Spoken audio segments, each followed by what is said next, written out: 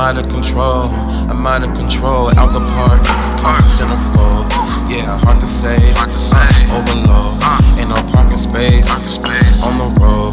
Yeah, I'm out of control. I'm out of control. Out the park. Centerfold. Yeah, say your breath.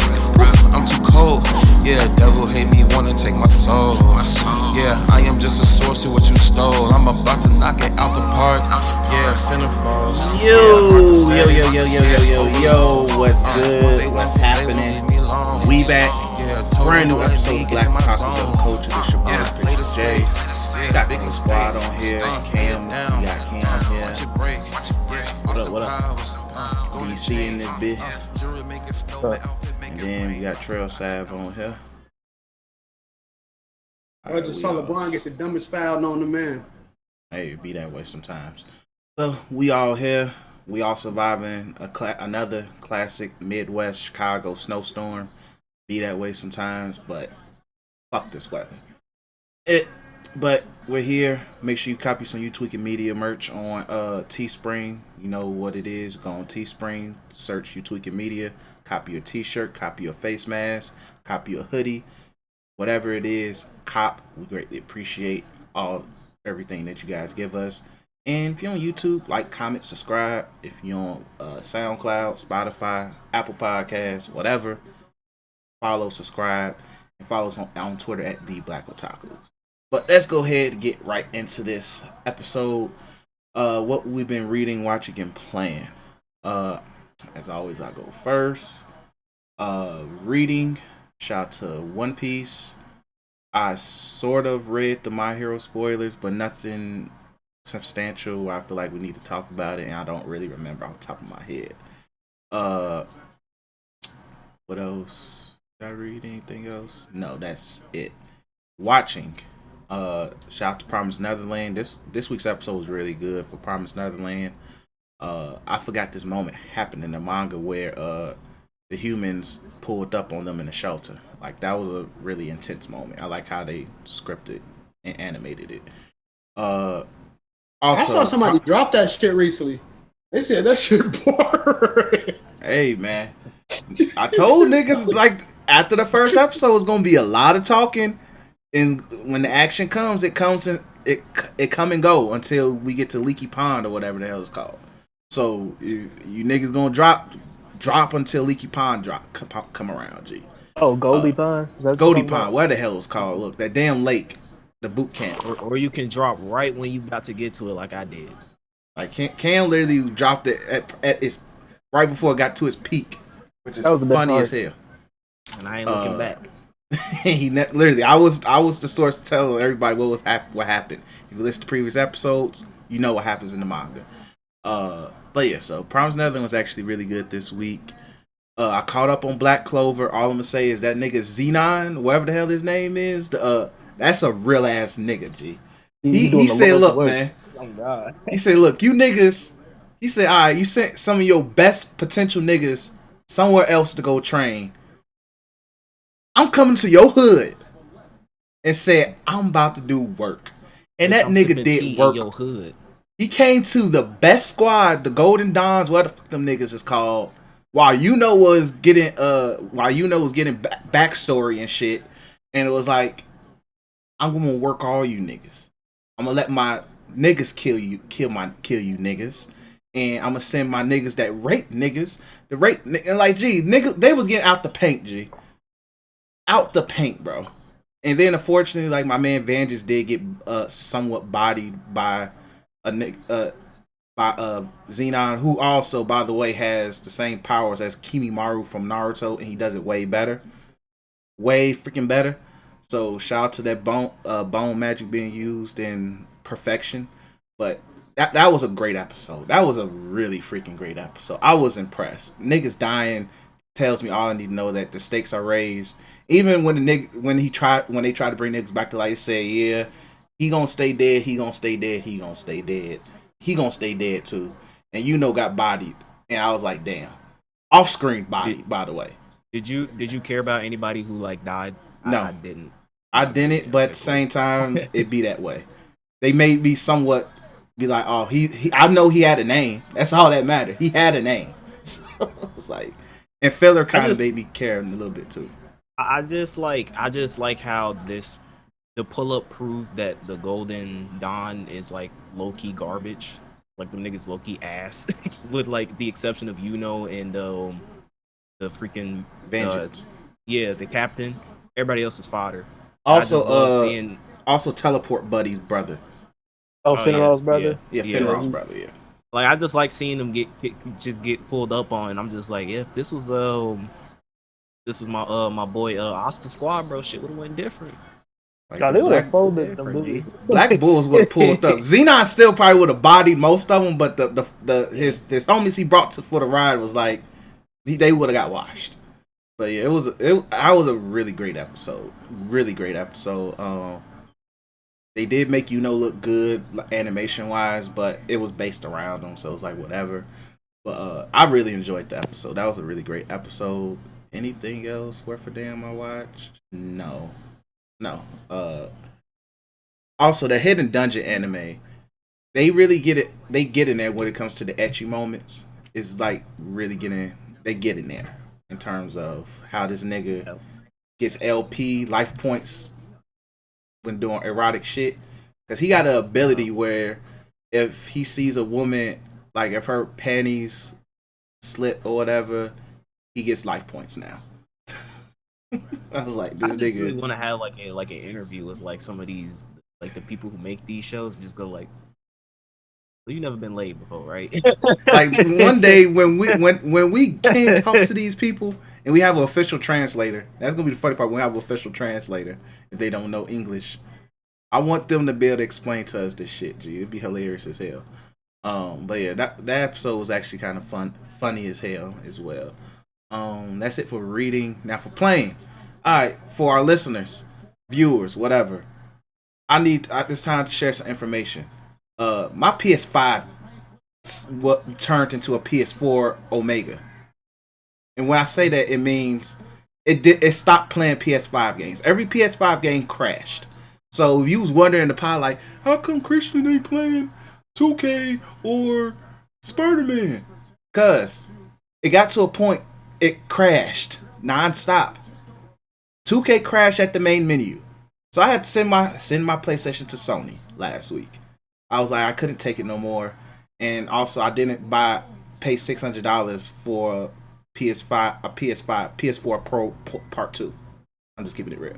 But plus. Pretty much. So I got my shit back. I'm happy. Been playing 2K. I downloaded Spider-Man early this morning and played it for a little bit and make sure that ran perfectly. That runs so much better. So now I can finally finish Spider-Man and be a happy young black man. And so I'm looking forward to just back to getting my gaming shit. But 2K has been fun. Fuck that league, but it's the league. It be that way sometimes. Also, what else I've been playing? Madden was actually fun. I played a game of Madden. And Astro's Playroom is fun as hell. It's still fun as hell if you need 20 minutes after getting pissed off by 2K. So that's it for me on the gaming side of things. And that's it. So, you good, Chris? Yep. All right. Sorry in advance, my niggas. Didn't read nothing. I watched Jujutsu Kaisen. I watched a series called The Corner. And I'm about to talk about crackheads in Baltimore. So, see, it's in Baltimore. There's a thing. Let me close out this game I'm playing, right? Trail set up, man. So let me actually look into the camera and be able to talk to these people who so graciously talk to us. Woo! I'm sorry, but the Lakers almost got gamed by Daniel Theis. Almost. Yeah, I just saw that too. So, excuse me. Here at Black Otakus of the Culture, we do a thing at the end of every episode. It's called a clown. If you open your Bibles, if you open your Black Otakus Bibles to Clown, chapter 4, verse 6, details everything, full transparency, that everybody deserves a clown.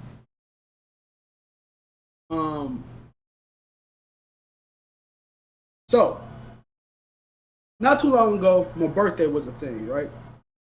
My homie Cam gave me $100 gift card PlayStation to buy any game. So, just so happily, PlayStation ain't got no motherfucking games like it's called an Xbox 360 or something, you know, Xbox One or some shit. But I was like, we review games on this pod. So let me start taking initiative and playing games that probably nobody else is going to talk about. Except for Madden. Madden, I did that purely so I can have another game I can beat Chris in. So, when I bought Assassin's Creed Valhalla, and we had this whole episode about me talking about how shit the game is. It's not about that. This clown is not about that. I'm not about to clown Assassin's Creed Valhalla, Ubisoft, Vikings, bitch ass niggas, Asgard. I'm not about to clown none of that. I'm about to give a clown to Trail Savs. I set the precedent already about clowns, right? I gave myself a clown token when Game of Thrones Season 8 happened. I'm okay with this, but particularly reason I give myself a clown,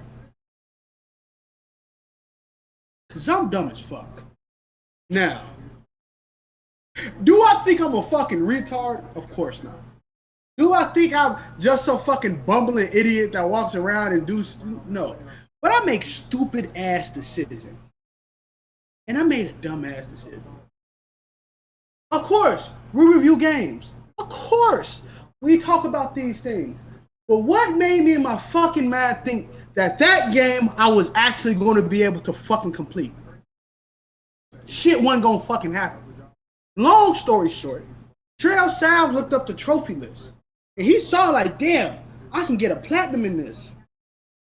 It's not that hard. It's a buggy ass game, but I can get a platinum in this. I platinum Cyberpunk.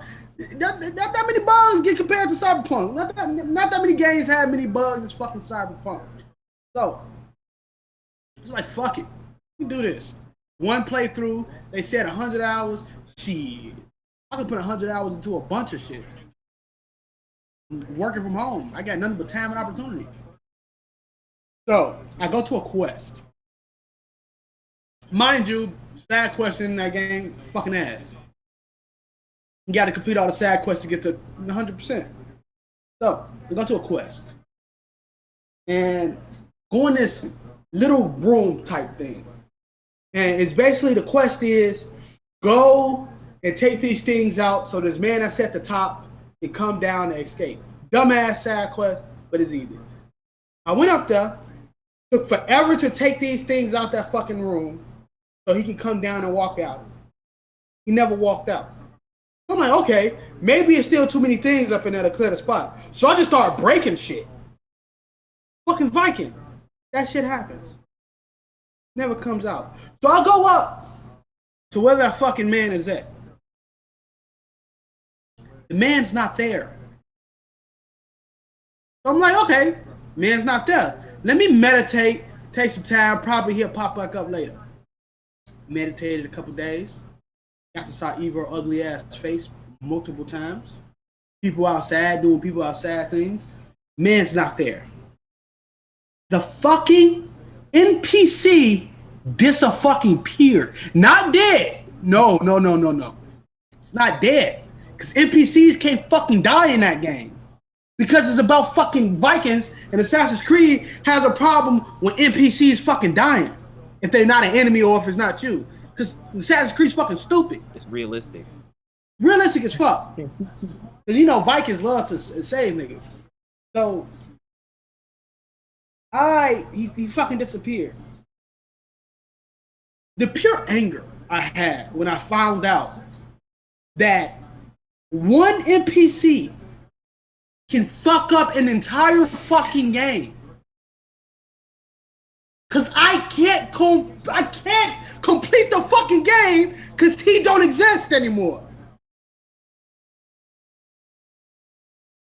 Why, Daytrail? Why would you subject yourself to bullshit? I do it with multiple games. I see Call of Duty, I say fuck that. I'm not playing no ass.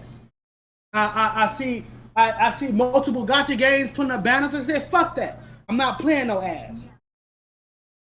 I see Phoenix Rising. No, Godfall. No, I'm not playing no ass. Hitman. I'm about to get bored in the first 20 minutes. But what made me think to myself to go and waste not only my time, but Cam's gift, my sanity. Wasted time on this podcast because I talked about the fucking game. And think that the outcome was going to be good.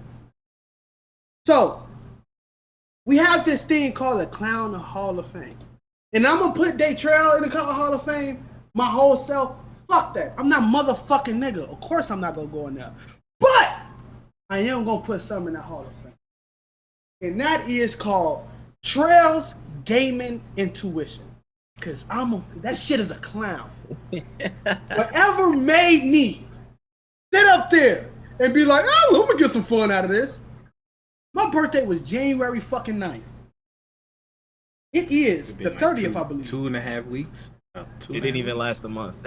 Not even a full month. Like 2.5 weeks, 3 weeks. Madden only not that because Chris ain't got it. Well, Chris didn't have it. I want to keep that game on system when Chris ain't have it. You know what I'm saying? Madden's still purpose is going to be fulfilled.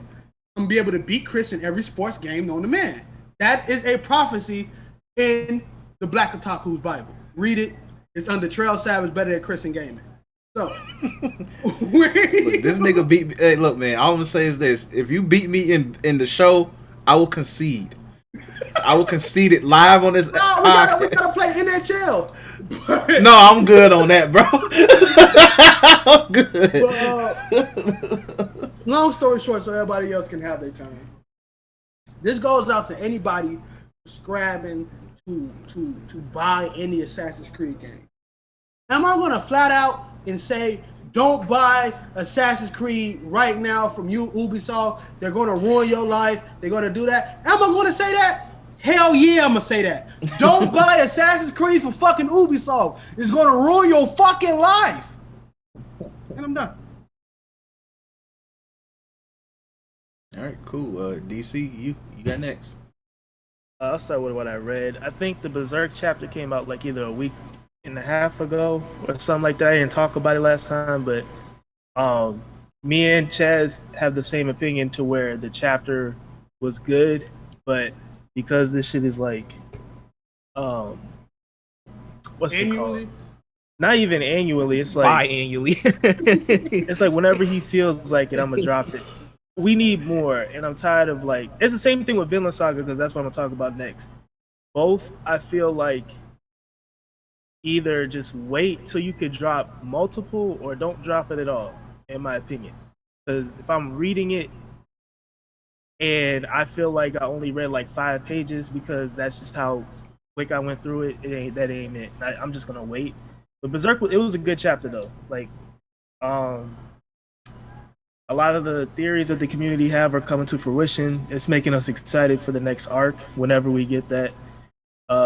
We know Miura is working on like different teams and helping him make his manga work more efficient. So I'm more hopeful with Berserk than I am with shit like Hunter x Hunter. So hopefully he gets a more efficient schedule, or they, serialize him for anime. He could just a good actual anime adaptation, not that CGI bullshit.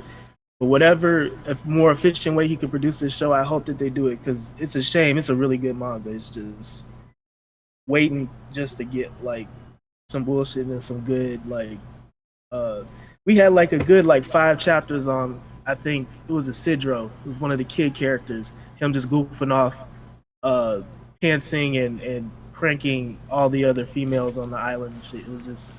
It was funny, but I want to get to the gut stuff. So that's how I feel about that chapter.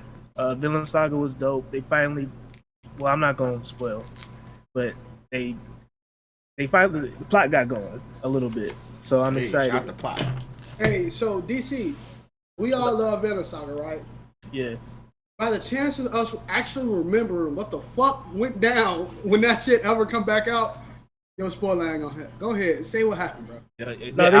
Are we out? Is it because it's like we out the fishing shit? Oh yeah, we finally touched down on.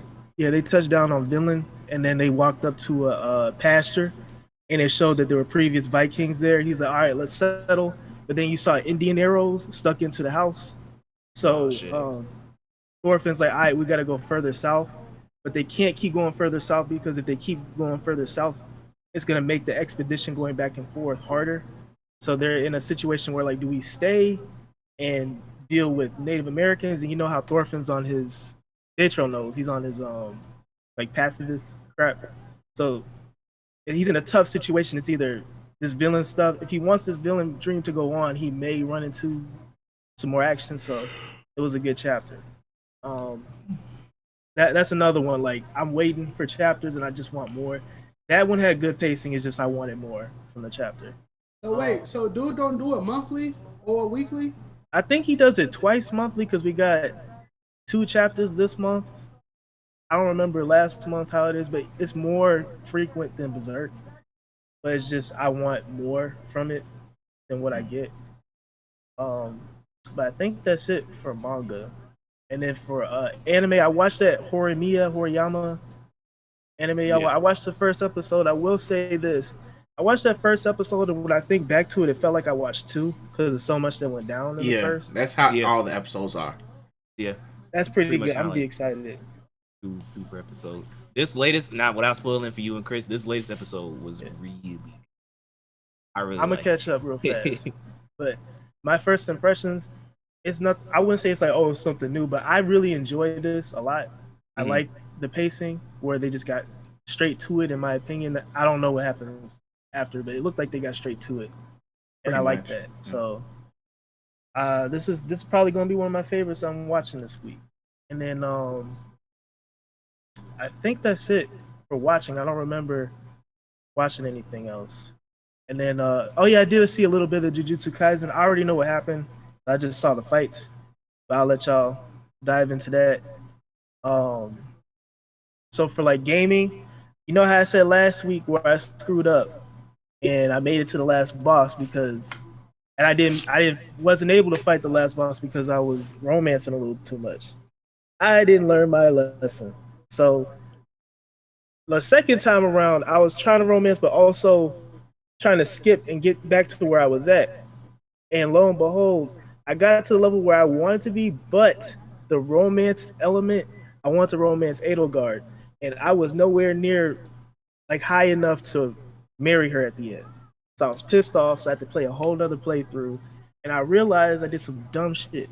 So on the days offs where you could battle, I didn't know that there's one that where you don't spend any battle points for. And I could just, and Cam was like, oh, I just grind. I'm like, how do you grind when you only have a certain amount of points? But I saw that there was no points on that one. I felt stupid. So I just been pressing that one little mission all week. So I'm back to where I'm at. I got S on everybody. I got all, I recruited a lot of people, Cam. I recruited Lawrence. I recruited Mercedes, like Cynthia, Sylvain, and someone else. I recruited like a lot more people than I expected to. So That's good because you don't want to see them.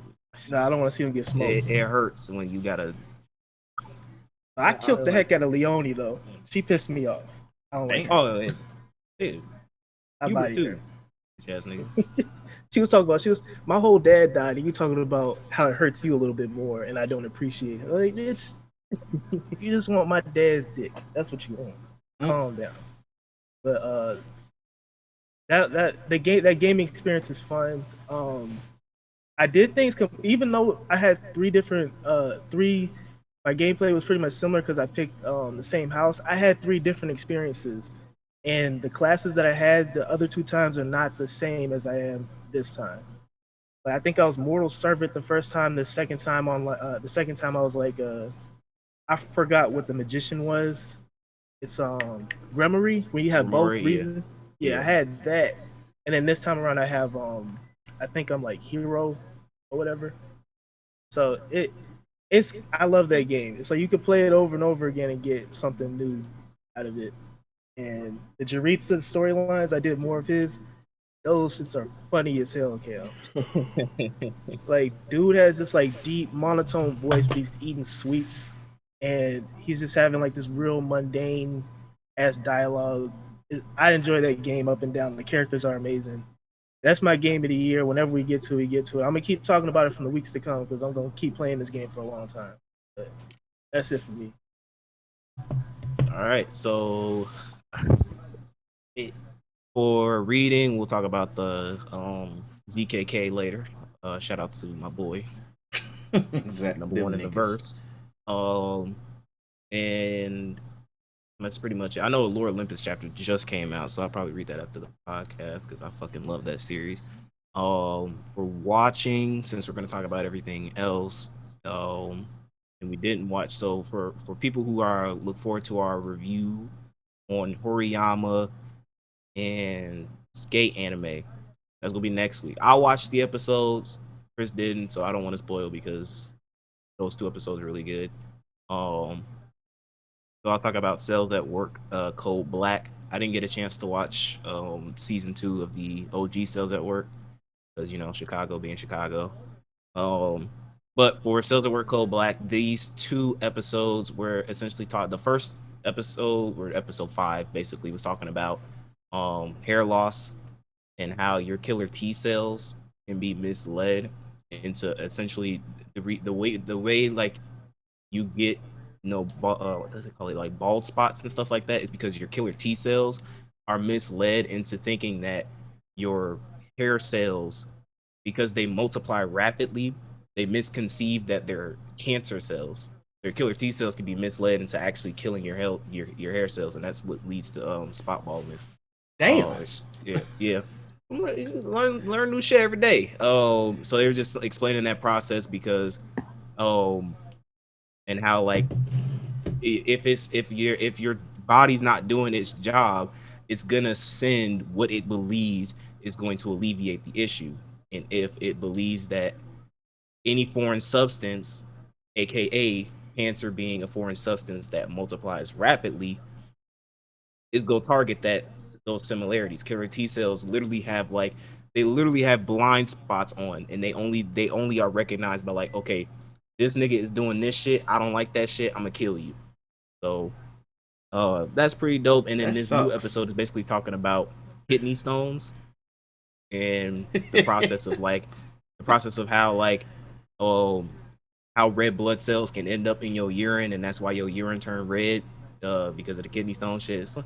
It's some shit that's going down, bro. So shout out to Cells at Work, Code Black. I'm learning something new every week. Kidney stone shit ain't going down, man. It's crazy situation. So shout out to that show. And for playing, like DC, I'm still playing Fire Emblem. Shout out to my boy Dimitri. Man, he's really growing it on me as a character. I still like Claude the best out of all 3 of them, but Dimitri's now a close second. Like, we playing his path now, like it's like Claude, Dimitri, then like Edelgard's at the bottom, because like low key she kind of trash. I'm not gonna lie. I love her. Second playthrough, she low key got her pops killed, and they tried to tell us to get over it. Like, yeah, bro. Like I like her, because waifus and shit. But like, as far as like what I look for in a character and my experience, and as far as like what I felt playing the different paths, I really am vibing with Claude, because Claude is like the nigga who I just want peace. I just want to do my thing. Dimitri is like, I don't want to spoil it, but he's a complex character done right. And then Edelgard is legit Hitler. So yeah. I don't like that. But other thing that I've been playing for tax cut reasons is Dokkan Battle. 6-year anniversary came out.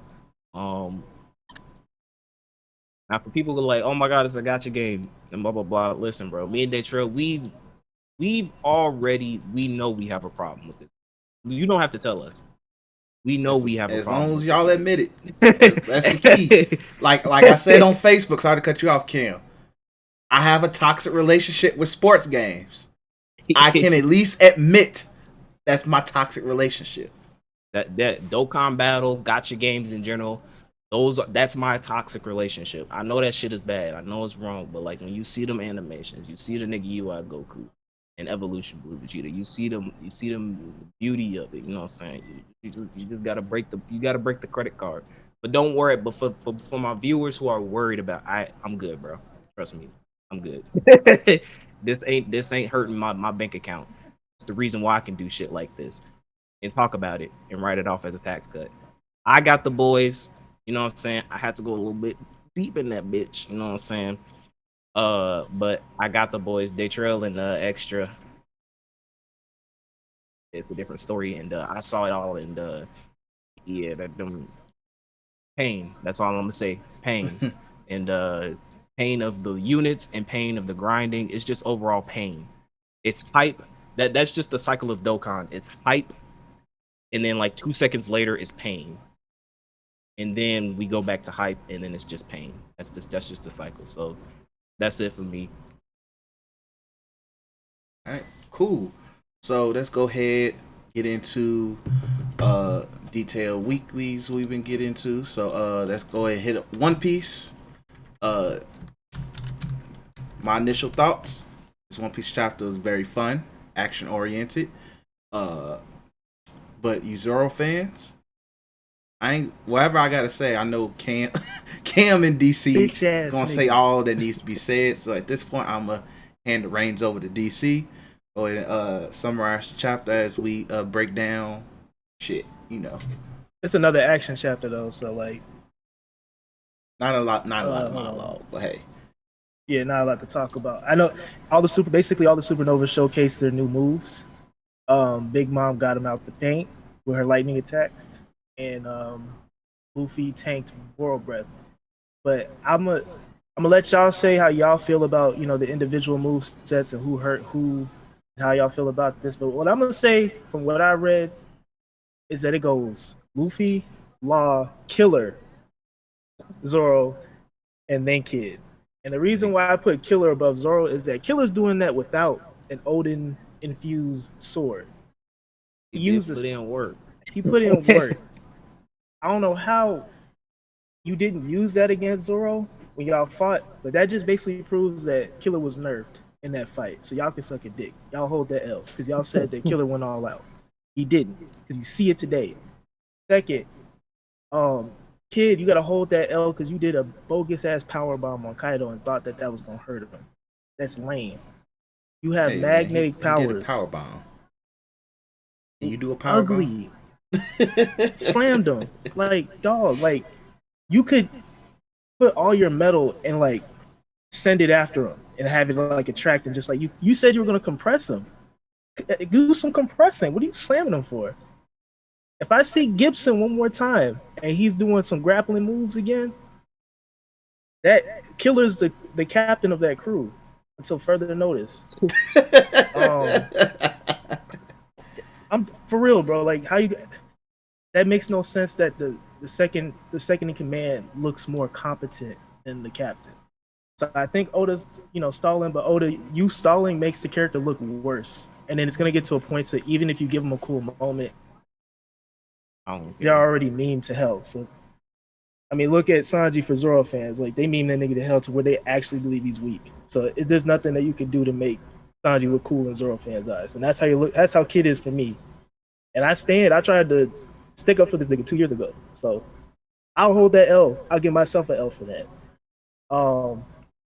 Long with the Gamma Knife was dope. Luffy tanking Boral Breath was dope. I'm gonna get to the Zoro stuff. This is my bias out the way. It was a dope moment, and I will say, after seeing that panel, I do think Zoro will have a more important role in this fight than I initially thought. I still don't think he's killing them. He cut a horn, which is another still standing object that's inanimate, and y'all stay hyping that shit up. He cut a mountain. He cut, what else did he cut? A cliff, and now y'all's hyping up a horn, saying that horn was bigger than Dressrosa. I don't get it. Word, bro. Let's go, G. I don't get it. But shout out to Zoro though. He looked cold. But people what Big Mom said, that sword is not your average sword. She didn't say Zoro was different or that pirate is different from the other pirates. She specifically said that sword. And Kaido was like, I feel Odin's energy in that the sword. And I said this, So and me and DC was talking about the chapter. Shout out to the sword. They have more respect for the sword. That's the only weapon where it's like, oh, okay. She He's there did. for She the sword. did say, because I already know what they go use. She did say you shouldn't underestimate him later on. Yeah, because of the sword. But this is obviously gonna be that's the what fun. I'm just saying, like, but yeah. that's what they go use. They go say that like is she saying it because of the sword, but they don't care. A Yonko just said don't underestimate Zoro. That's all they see. I'm just using their Very logic. valid, Zoro- and their logic. it's unfortunate. It really If is. Zoro does kill Kaido, I'll personally hold that L, and I won't say anything about power scaling. But from what I've seen, how Oda writes, if it ain't Luffy, if Luffy don't beat the main villain, someone dies. So if you want Zoro to go one-on-one with Kaido, somebody dying. Because if Luffy's not beating the main villain, someone dies, i.e. Marineford or Punk Hazard. I mean, not Punk Hazard. Impel Down, no one died, but people held L's. So it's like, if you want Zoro to 1v1 Kaido, then that means the story's gonna go a darker route because he usually has Luffy beat the villain. Like there's not gonna be a positive outcome if someone other than Luffy's fighting the main villain, in my opinion. But shout out to Zoro though. I'm not gonna hate on you. Y'all getting y'all shine, portrayal and stuff is just chill out. Because when have you seen a shonen where the second, or the edgy or fan favorite character outshines the main character? You already know what's going to happen at the end of the day.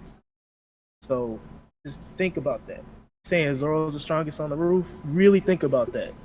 At any point in One Piece, has there ever been a situation like that where someone on the crew defeats the main villain that Luffy's been hyped up to beat and has major stakes with? Name one time that's happened, and I'll wait. But that's it for me. I'll let y'all cook. All right, so go ahead, Cam.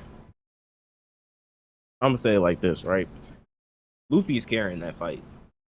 Luffy putting everybody on his back. I don't care who did what. This nigga Luffy was the only one throwing punches that hurt. You could tell it was hurting Kaido.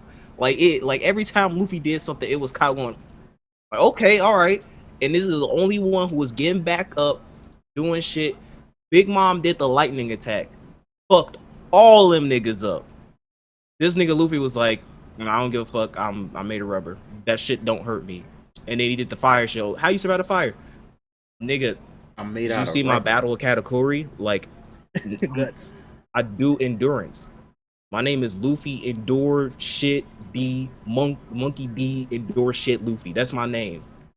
It proceeded to fucking King Kong Gatlin the shit out of Kaido, bro. Like this chapter to me made me even more of a, because I already have a main character bias. I already like Luffy, and so this made me like Luffy even more because it's like we're seeing the results of like the fact that he's learning from his past encounters. He's learning from his past encounters with Kaido.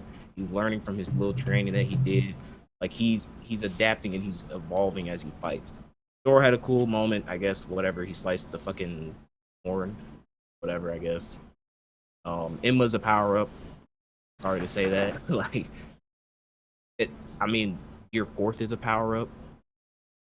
While having a devil fruit, the devil fruit is his power up. Kid having a devil fruit, the devil fruit is his power up. There's nothing wrong with having Ultra Instinct as a power up. There's nothing wrong with a character having a power up. That's how they grow.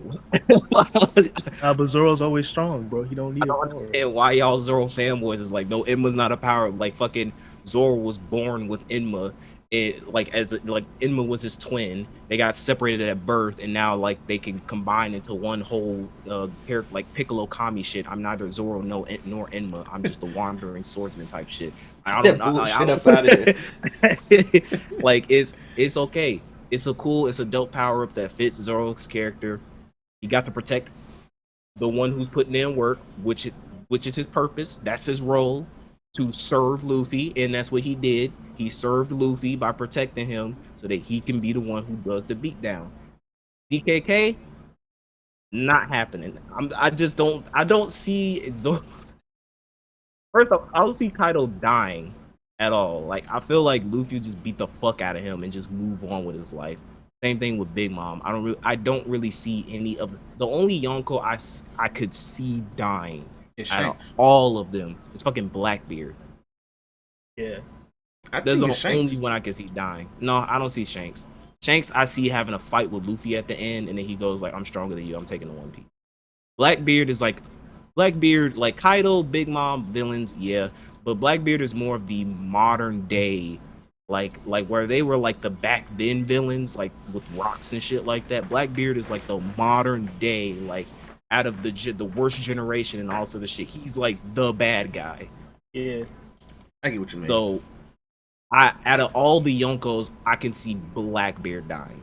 Maybe, but I really don't see any of the Yonkos dying. I don't see it. Now, what I will say is I think that Zoro is going to inflict a wound on Kaido. I see that happening because of the Enma thing, because of him saying that I sense Odin's presence, I sense Odin's aura within that sword. So I do see Zoro inflicting some kind of wound on Kaido, but Zoro himself fucking slicing Kaido's neck, it's just I don't see it happening. I'm sorry. I mean, I don't know why y'all want Zoro. He's a swordsman. Like I feel like his biggest moment, his biggest shine from him soloing anybody should be Mihawk X. because he wants to be the world's greatest swordsman. He doesn't want to be the world's greatest pirate. That's Luffy's job. Luffy defeating Kaido is a symbol of Luffy going like, listen, I'm that nigga. I beat Kaido. I'm the Pirate King. That's his feat. Zoro's feat is defeating somebody like Mihawk. Going like, now I'm the world's greatest swordsman. I defeated Mihawk. When that happens, ooh, I'm not gonna get mad at that because that's Zoro's character arc. That's like, I want to be Hokage for Zoro. And Kid is a fucking L. When I saw that shit about him doing the freaking, I was like, next. Like, this nigga sucks, bro. I'm sorry for all you Kid fans. This nigga's a fucking walking L. I never understood why you like this clown ass. This nigga puts clown makeup on, bro. Like, how you stand a nigga that dresses like a clown intentionally, G. Just whack me. Killer with the move. Look pretty dope. Kaido was just like, I don't give a fuck. And shout out to Big Mom just kind of hanging in the background going like, well, fucking lightning, lightning, lightning. Oh, so I think all in all is a dope chapter. Niggas blowing things out of proportion. Here's my thing, right? At this point, I'm kind of over Wayno.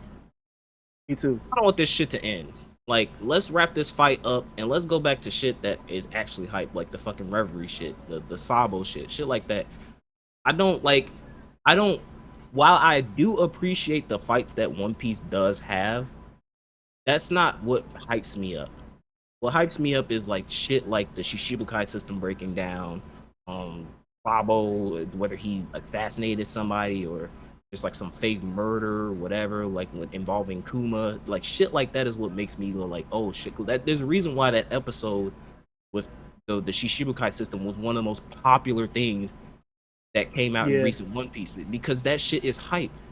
One Piece is not a fight shonen. The fights are like it's like the icing on the cake. The cake is already delicious enough as it is with the adventure and all this other shit, the world system, and the fights is just the icing on the cake. So like, let's speed this, not speed it up to make it like a BS ending, but can we just wrap this Wayno shit up, bro? Like you saying we on Act 3 of 5, like what the fuck else is there, G?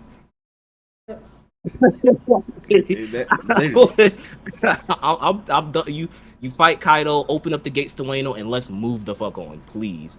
But that's it on my thoughts. For all you Zoro fanboys, look, I'll say in this. I think that Zoro's gonna have his shine. I'm not gonna mitigate that or anything like that because I like Zoro's character. I'm not a Zoro fanboy, but I do like Zoro's character because he serves his purpose and he does it well. But let's not blow shit out of proportion, all right? Let's just enjoy One Piece for what it is and let's move on. Now, I know you just blocked what I just said out your mind. So let me just reiterate what I said in the perspective of a Sanji fanboy because that's all y'all listen to. Fuck y'all. And I'm on. And thanks. I'm just gonna give my final thoughts. So how I feel about Kid and that power bomb. Sit your ass down. Just get out the way, bro. just get out the way, G.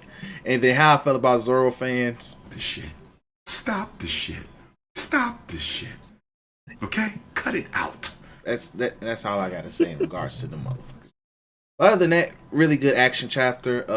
I believe next chapter is probably gonna be another action chapter. That's why I feel like we're still not on break. But less breaks, the more enthused I'm gonna be. Let's go ahead and move on to Attack on Titan. Yeah, let's do Attack on This is Titan. episode 7, right? Yeah, episode 7. Okay. Great episode again. Yes, we still got to deal with the nasty Terrible CGI. CGI. Terrible, nasty. I'm just nasty is a little bit better for me. It's nasty CGI. But the moments I feel like were a little bit hit harder than episode 6 to me. This was a way better episode compared to episode 6. Altogether. Hold on. But okay, never mind. I was trying to remember what happened in the episode. Oh, you go. But yeah, so pretty much this episode, I'm trying to make sure if I don't want to forget anything.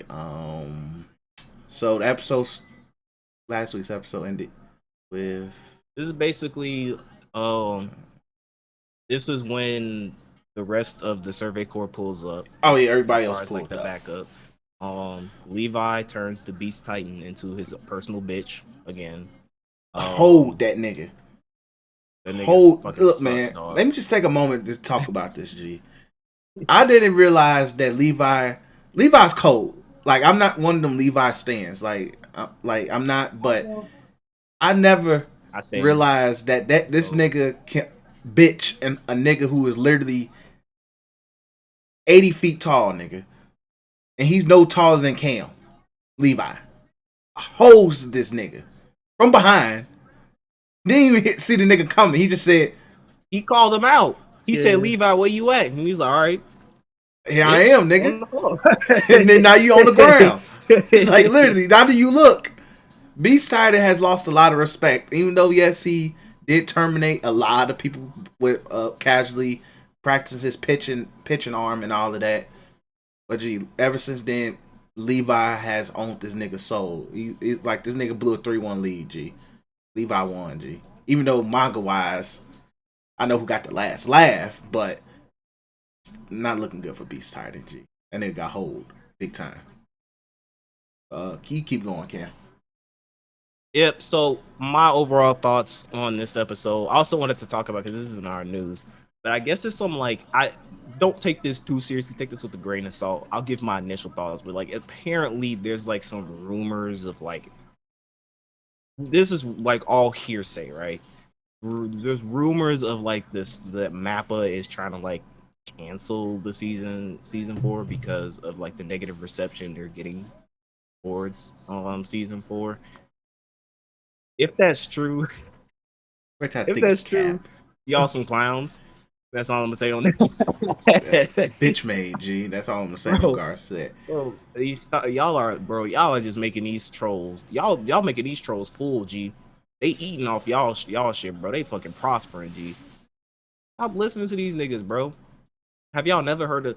I'm pretty sure DC has heard some shit as far as like his art career or his art like studying and shit in college. I don't think DC's been like, fuck it, I'm going because Sally said my character looks like shit, so I'm gonna stop pursuing my major in art history. You would get clowned. Goofy ass up, G. Like, if we don't, because listen, yes, you're gonna have the fucking like extremist trolls who are doing some goofy shit about death threats and stuff like that. But like for me, coming from a casual fan, because I'm a casual Attack on Titan fan. Coming from a casual Attack on Titan fan, that CGI sucks. This is what it is. It's garbage. If you can't handle that criticism, I don't know what to tell you. Like y'all are great animators. Y'all are great 2D animators. Because we're gonna get into that when we talk about Jujutsu Kaisen. So I don't understand. Like, listen, bro, it's okay. Like I said before in the last week's episode, let me reiterate it to you. You are animating the final season of a beloved, very hyped series. Meaning, there are going to be a lot of overreactions to your shit.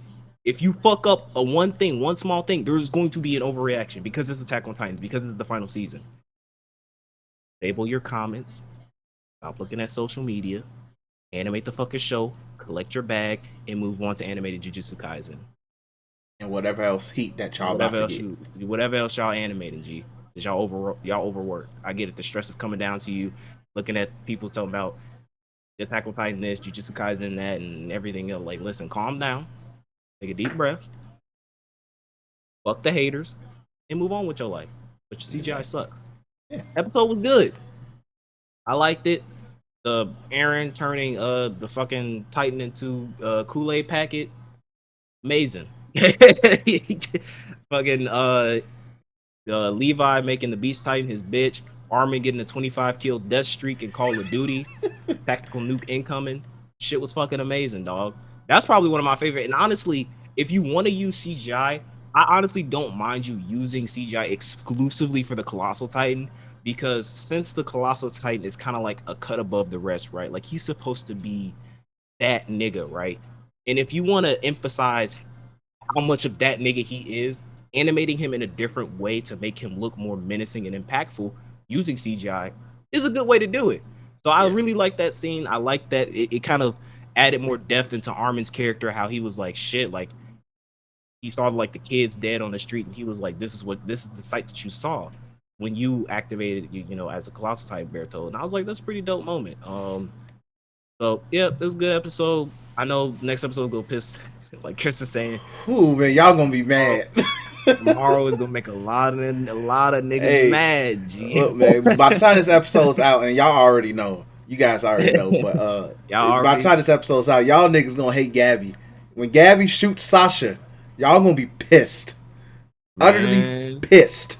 And The episode is called Assassin's Bullet. So she's gonna die next episode. Now, do I really care about Sasha as a character? Not really. She was okay. I already don't like Gabby, so her killing Sasha is not like, oh, I hate her even more. I just didn't like. I don't like any of them fucking kids from the jump, G. It's just like they taken away from shit that I care. The only thing I care about in Attack on Titan, which is Aaron fucking shit up, because I really don't care about anything else at this point except for Levi. But that's it for me. Yeah, I enjoyed the episode. The Armin moment was like, I love just how everything about that was animated. And I'm gonna focus on it for a little bit. I need people to sit down who are saying, why did they make Armin the mass murderer? Stop being some bitches. It's war, nigga. Stop being some bitches. You gotta understand. And like once they retreat, because after they did the work that they did, they retreat, and you will get, unfortunately, an episode or two. Hopefully, it's just an episode of them learning everything, the secrets and stuff about the island, the Marlians and the Eldians and shit like that. Y'all will learn it, and you will see their reaction. Y'all will see why they said, "Hey, we gotta make a move." But I need you guys to stop acting like Armin is above killing.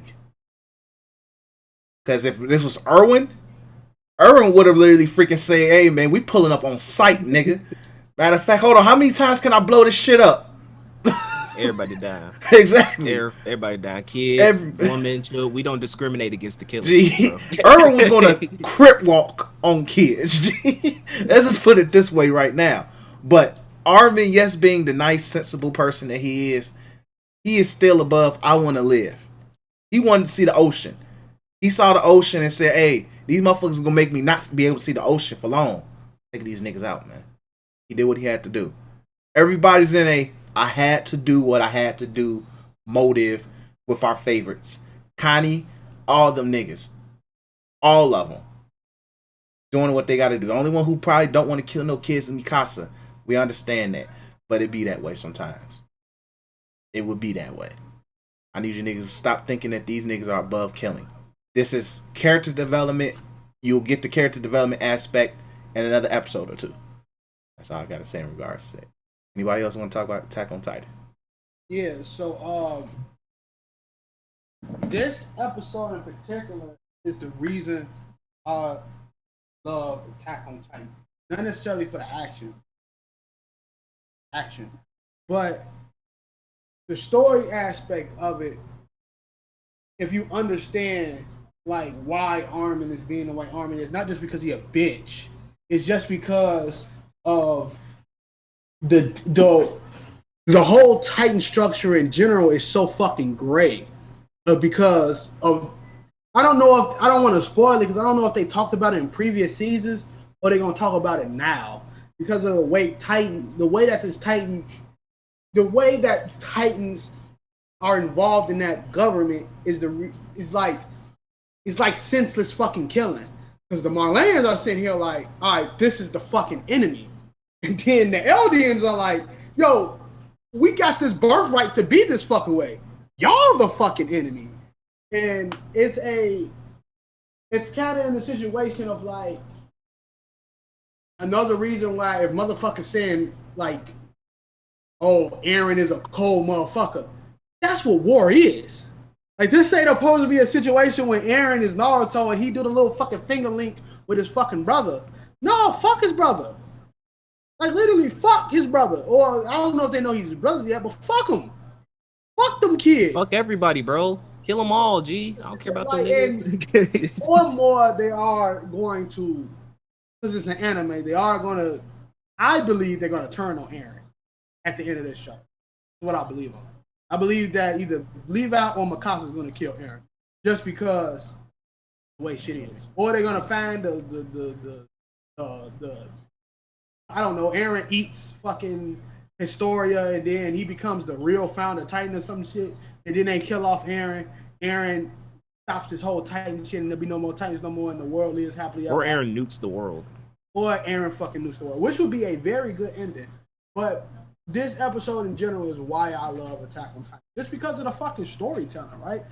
Is it an action Sony? Yeah. Is it like, woo, Beast Titan fucking this nigga up? I mean, Beast Titan getting his ass fucking destroyed by Levi. Yeah, that's what's up, G. And I'm not talking about the talk on government parts because I fucking hate it. But I'm talking about how you can't root for fucking anyone if you look at this with a moral compass. There's nobody to root for. Moral compass. So you look at it in a sense of edgy. Not even really edgy because I'm not like fucking let's kill these bitches. But you look at look at it in a war side. You look at it as if it is war, and you gotta realize that they're using kids' death because they showed in the preview of the next episode. Shorty gets back up. The little kid that what's his face? Armin nuked. Little homie get back up. I don't know if he dies right after, but little homie gets back up. But you see it in random nigga. Okay.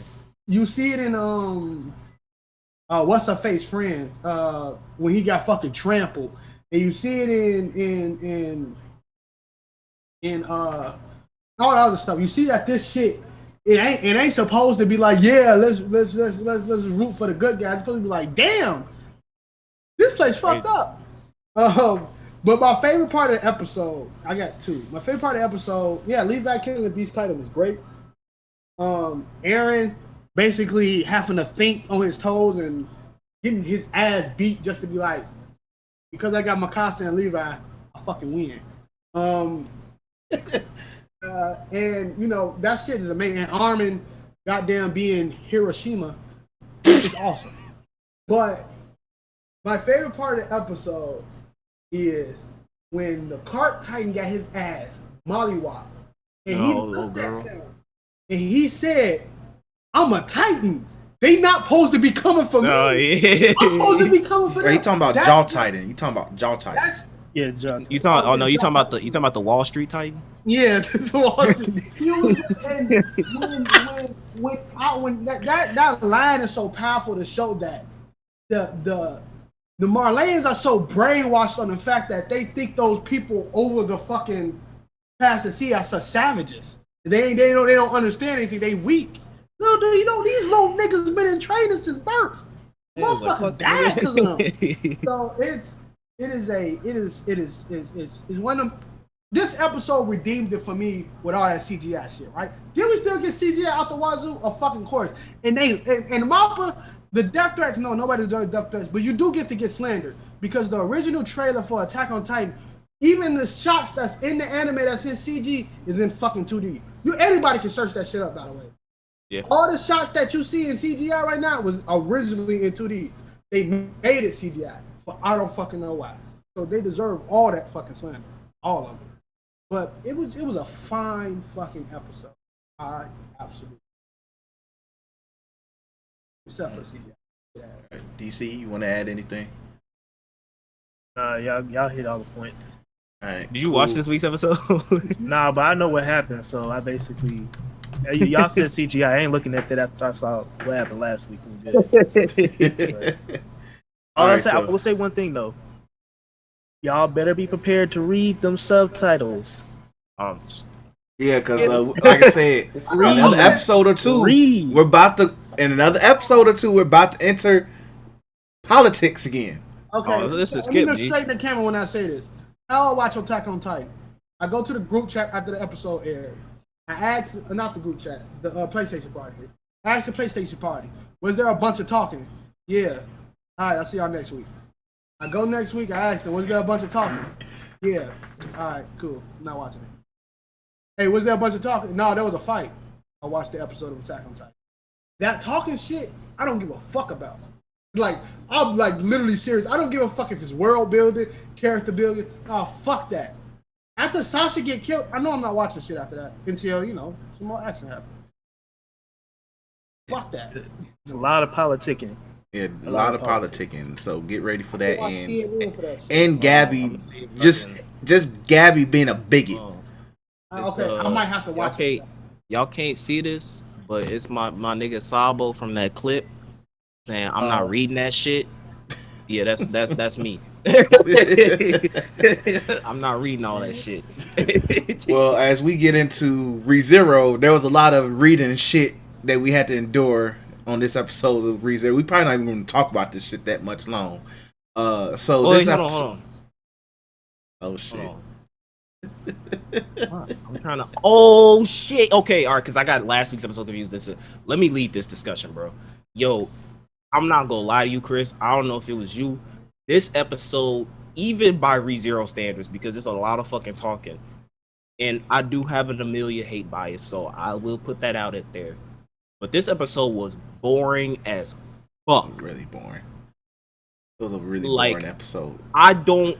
Like literally, there was nothing in. You could have condensed that episode to like 5 minutes of Amelia backstory, and then like go to someplace else. I don't care anything about her backstory.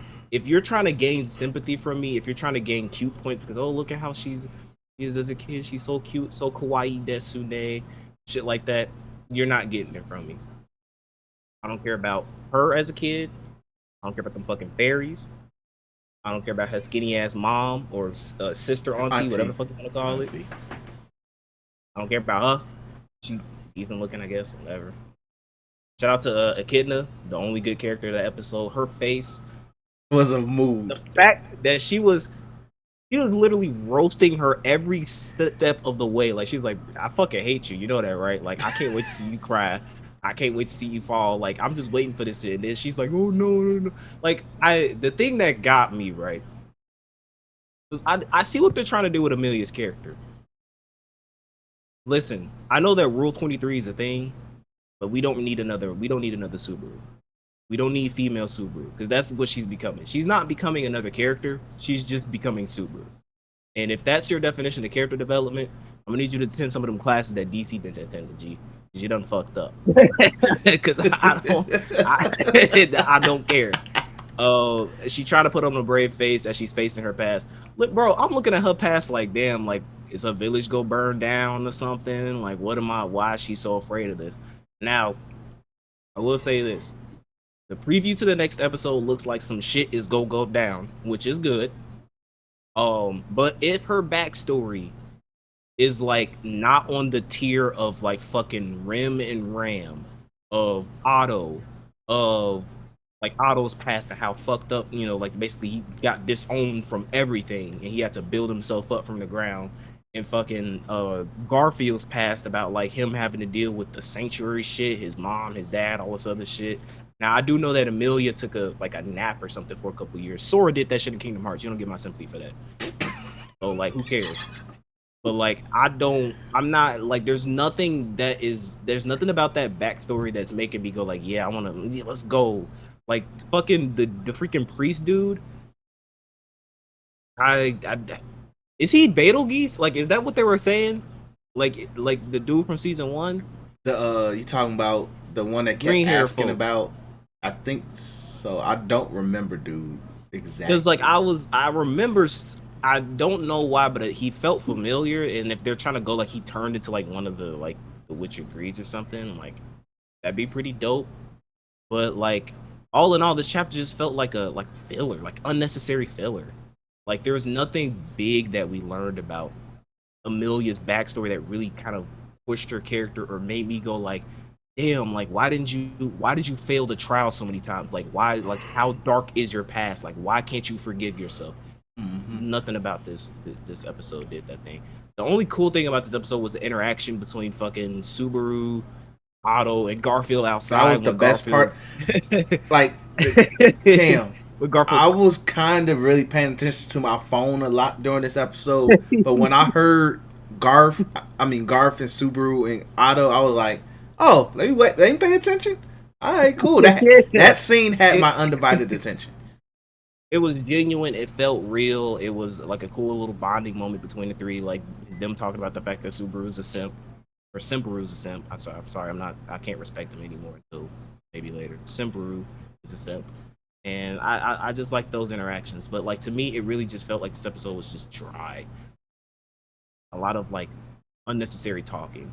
I'll stop there. But yeah, this is probably like one of my least favorite episodes of the second core. And I know I say it's a lot of talking, but it's like me and Chris know that that's what ReZero is about. Fucking talking. We still watch it despite that because it's interesting talking. The talking in this episode was not interesting. Yeah, so I'm gonna be brief.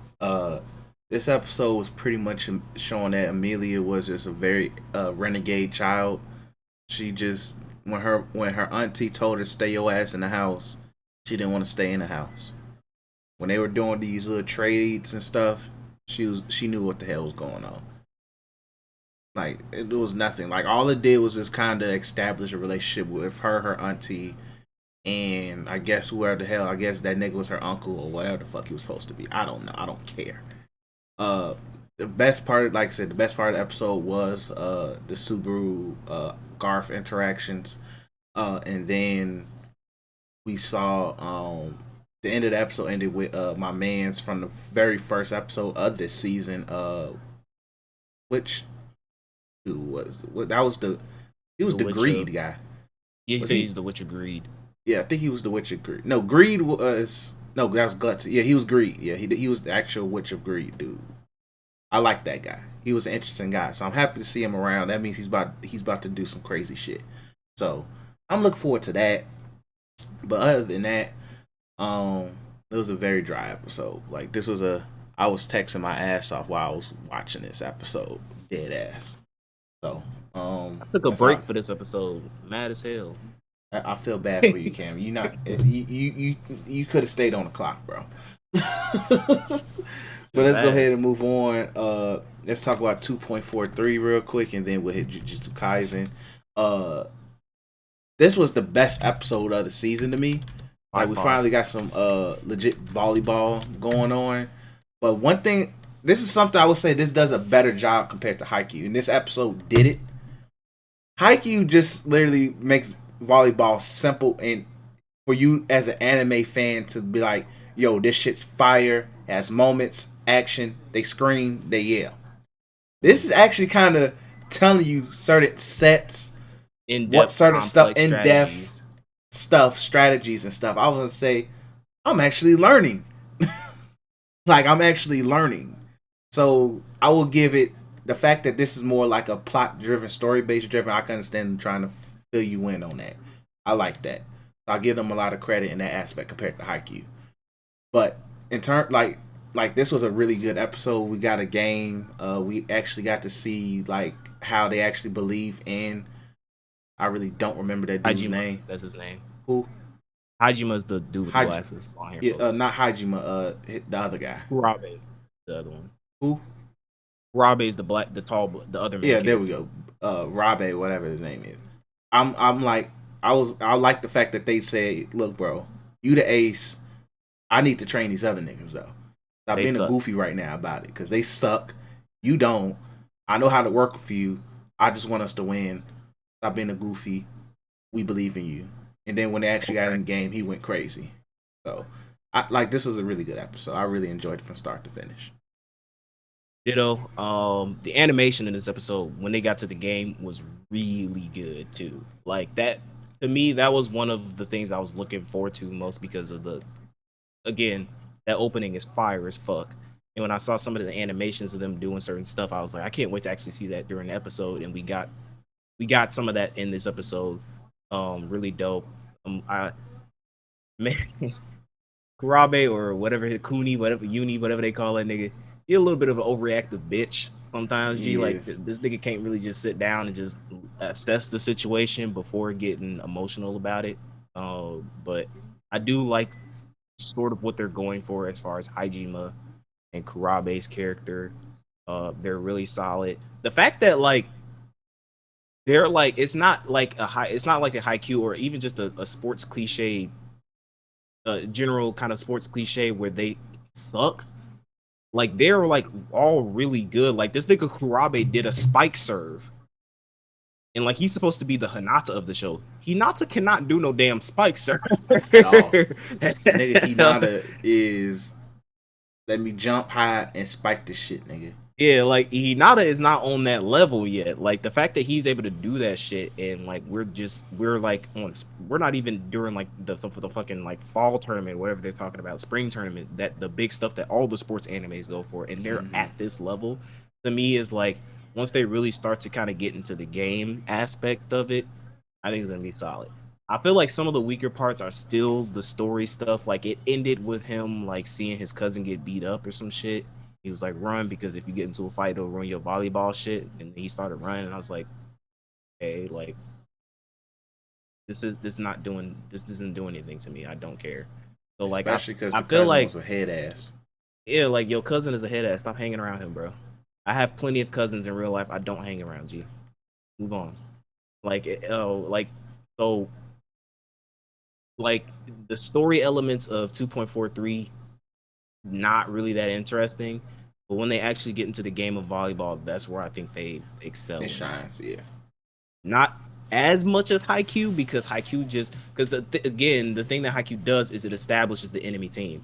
In this show, like I mean the other team fucking generic nobody ass niggas. Who cares? Like of course they were gonna lose.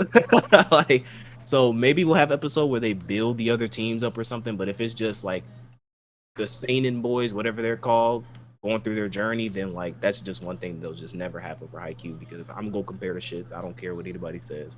It is what it is. But solid episode overall.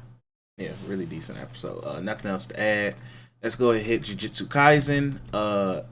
So this episode of Jujutsu Kaisen was sponsored by Panda from Tekken.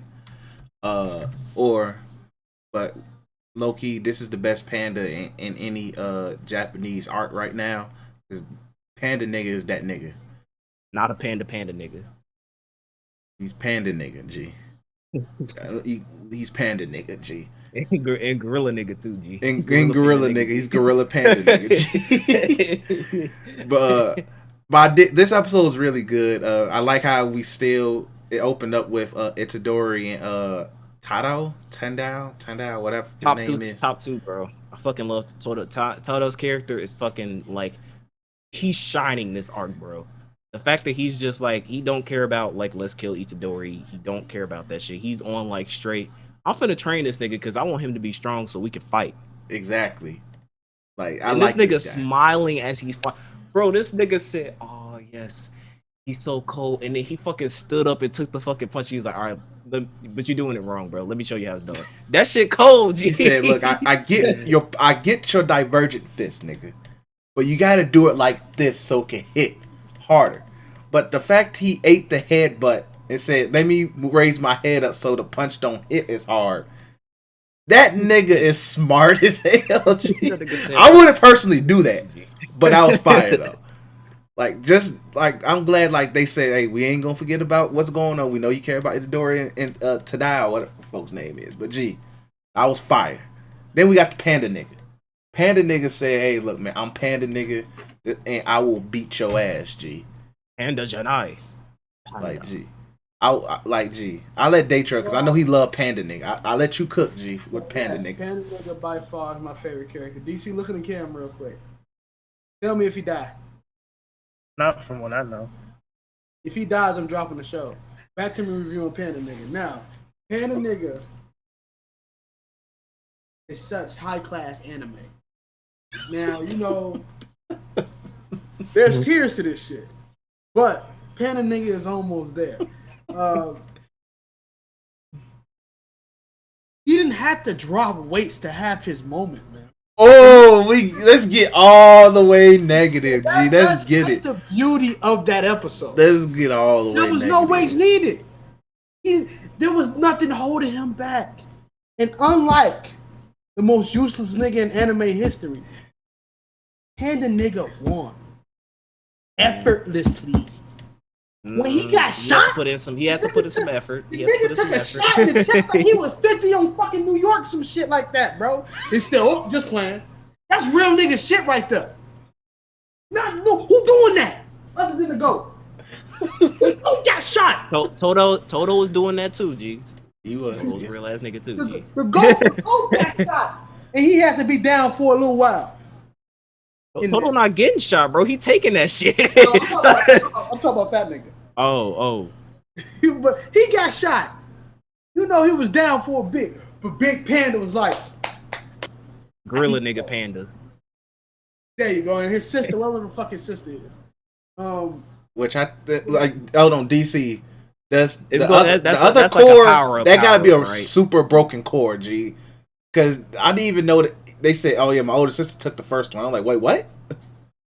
So Yeah, I'm guessing, they didn't show the form too, so I'm Yeah. assuming that's like some big reveal, right? DC, you can wink into the camera if we're right. I think the anime is where I'm at because what I'm looking at, I'm not too far after the. Okay. I don't think they get to it from where I was reading, but I'm on this arc. So Okay, you're not that far off then. No, Okay. but, you know, jokes aside, it's been a good year before I got some real good Rock Lee slander in, so I had to get that out there. But, honestly, perfect episode. Do I give a fuck about that man that's made out of glass that got his ass beat? Well, his puppy got his ass Mikamaru, I thought he was decent. Fuck He about was it. he was an interesting character. is that nigga from SpongeBob? I didn't. Oh, Damn. I saw the episode. My bones are made out of glass, man. I think his not necessarily his character, but his concept is interesting. Yeah, because it's kind of like the because you know niggas comparing this shit to Naruto. It's kind of like the whole Kankuro like puppet master wielding shit element to how the sorcerers do it. So like his character may not. I think he's somewhat interesting. I mean, he's not my favorite or anything, but like he's okay. It's not like at the time when the Rock Lee versus Gaara fight came out, I didn't care about Rock Lee and I didn't care about Gaara. In this fight, I cared about Gorilla Panda nigga, and I kind of cared a little bit about Mekumaru. So I think like he did his thing. You know what I'm saying? I like Shout out to Mekumaru. Mekumaru. Yeah, I like him. Yeah. Friend zone. Shout out to Mekumaru getting such a tear of a fucking friend zone that his puppet is getting friend zone. That shit crazy. That part. Okay, the reason I said that because if you watch after the end, because the little short thing, yeah. they told this nigga, this is why this is a front fucking zone moment. Because they didn't have enough to even tell this nigga we scared to go talk to their ass. They lied to this nigga and said, we counting on you. we count on you. That's so fucking bold. But that's manipulation, G. They low key bold because they know that nigga's situation, G. They was like, fuck this nigga, bro. We just go push all the responsibilities on. This nigga's a cripple, G. Like, come on, bro. They said my man can't feel above his waist. He don't got an arm. You're like, bro, I'm a puppet, dog. Why y'all keep? But then they made him feel good about himself, G. He was like, oh, they counting on me, bro. I like that. They couldn't even say, bro, when this last stream done, can you come help me with this? No. Like, what the fuck? Like, Don't go do that shit. Don't go beat their ass. I felt sorry for that, bro, because he probably thinking, man, I'm making strides. He want blue hair chick. Is blue hair chick like some fucking double agent or something or no? No, he don't want blue hair chick. He don't want blue hair? He don't like blue hair chick. Oh, I thought he Blue would. hair, that's already an L because blue hair chick like fucking Godo. Yeah, she's a Godo. Is she like a double agent or some shit? No, She has to me. She has you Araka vibes because I think the last episode she said, "I just need some money." She's like my second. Like Toto's number one, and she's like number two as far as like the fucking team, the Gara Sister team school, or whatever you yeah. want to call it of this arc. Yeah. I find her very interesting because she's like, I don't want to kill this nigga Itadori. I kind of just want to win and move on with my life. I'm just trying to hurry up and get this through so I get to the bag. That's literally her role, But and she said. I'm looking forward to it. I accidentally forgot to watch the episode before this. Am I gonna go back? Fuck no. You should. The animation is good. Lou Ratchet just came out with a new video. I'll make sure that. But, bro, am I gonna go to as far as saying Jujutsu Kaisen is kind of like a villain saga or this or that? You know, it's the most popular show out of these 2 seasons, I should say. But it's good. Such a when I watch it, I feel good. I don't have to watch this show like I watch, the higher class fucking anime or some shit like that. When I watch it, it'll be like, oh, niggas about to complain about this. Oh, nigga, but you watching it, just like, you know what? That was some good shit. That was some decent shit, right? Like Attack on Titan, we were like, why the fuck they make this nigga CGI? He's the one soldier fucking CGI. It's more like. That was some nice order, man. Did Jujutsu Kaisen not even fucking? It don't even feel long. That shit be feeling like 12 minutes. Low-key, it do breeze by fast. Because it has a lot of action. That's why. Yeah. But yeah, shout out to that show, man. Quick question: Go ahead. Based off what y'all telling me, did they go over why Itadori's punch wasn't working on Toto yet? Yeah. Yeah. He explained about like Okay, the fucking yeah. like the earth and like all this other shit. Like he told, and then Itadori, like the last thing we saw after it went to the Panda nigga fight was like he was like, I get it now, Toto, and then they like, all right, don't die on me, Itadori. So like they actually about to fight for real. Yes, but even though we're probably gonna get like a 2-minute clip of that, like we did this episode, because the next episode focuses on Shorty with the staff and purple hair Shorty. She called to me. All right. Listen when I say this. This is just gut reaction. I don't fucking care. I don't care. I really don't like the hand. Okay, I don't hate her. I don't like her. She's teetering on like soccer. It's like she's like in like the limbo stage, right? Like Sakura is like right there, and then like you got like on the other end of the stick, you kind of have like I don't fucking know, like Uraka or some shit like that. Whatever, bro. Like it's like she's in that limbo state to me. Like, cause I kind of like she's just there. It's whatever. Who? Fucking the freaking bootlegs Sakura with a hammer. Oh, y'all don't like Nobura or Kugisaki? I don't hate her, but I don't. She's just there. To I me. like her a lot.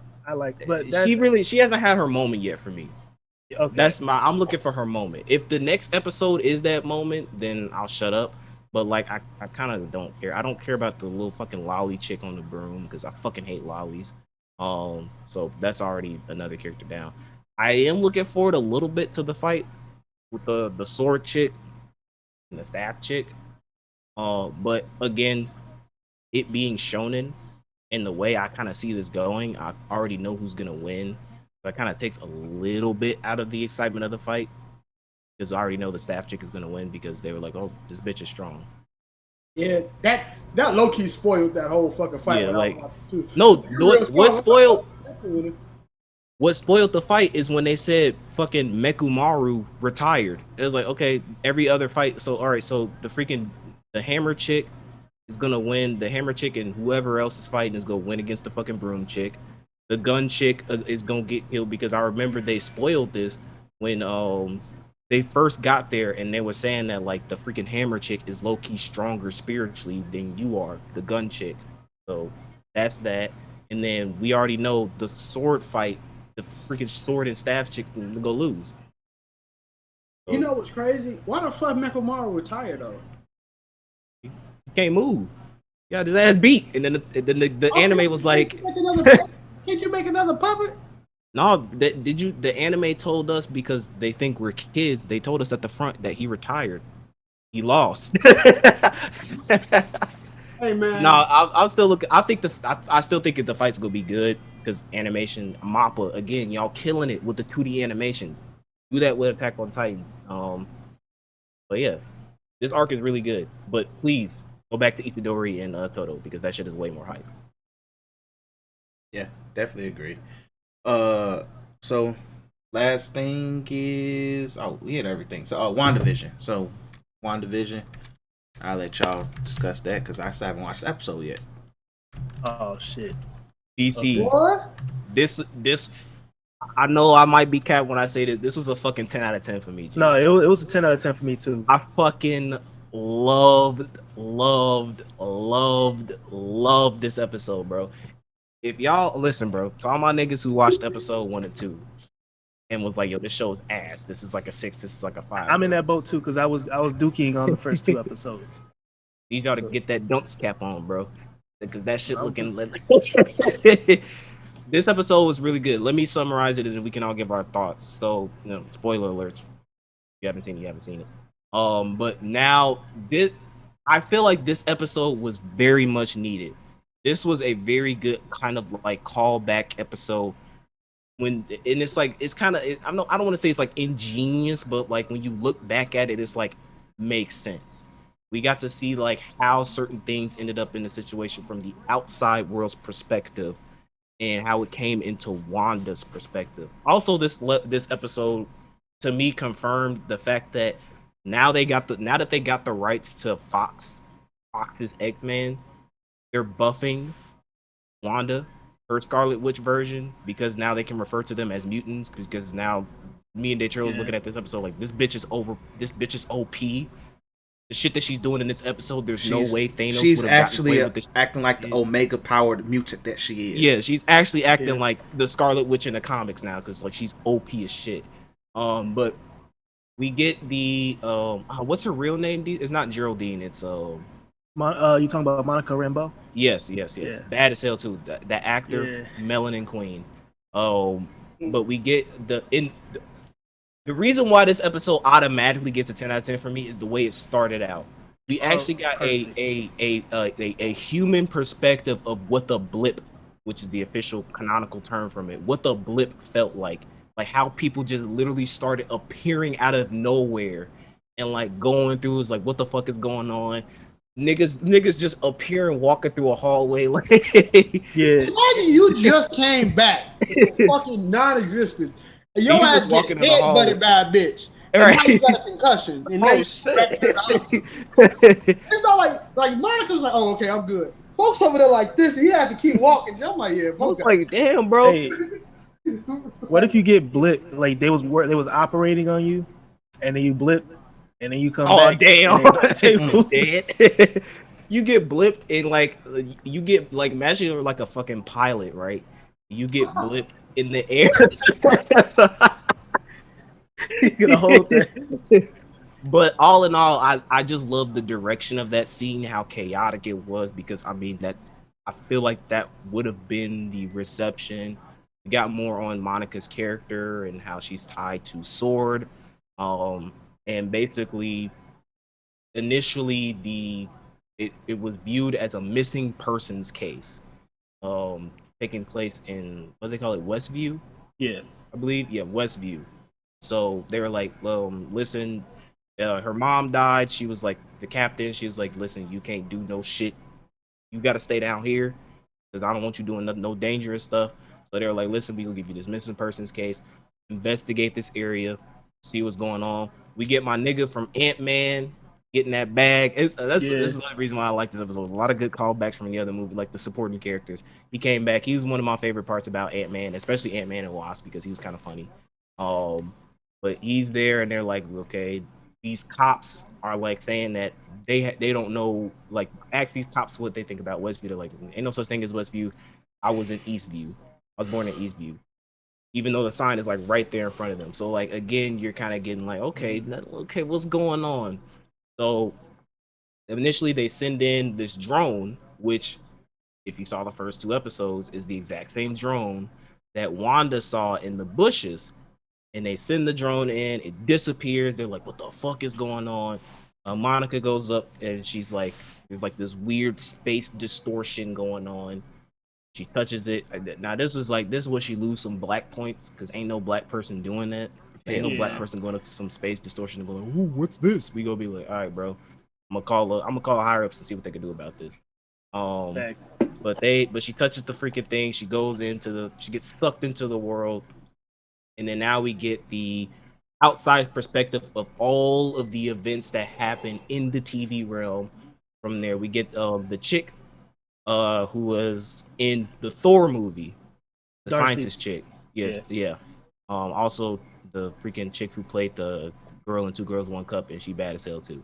Wait, huh? Not Oh, girls, two one broke cup. girls. Two I broke said Two Girls One Cup for some reason. I don't know why. Bro, what? I was about to say, yo, what? Gee, what? I'm like, nigga, what the fuck? I don't know why, bro.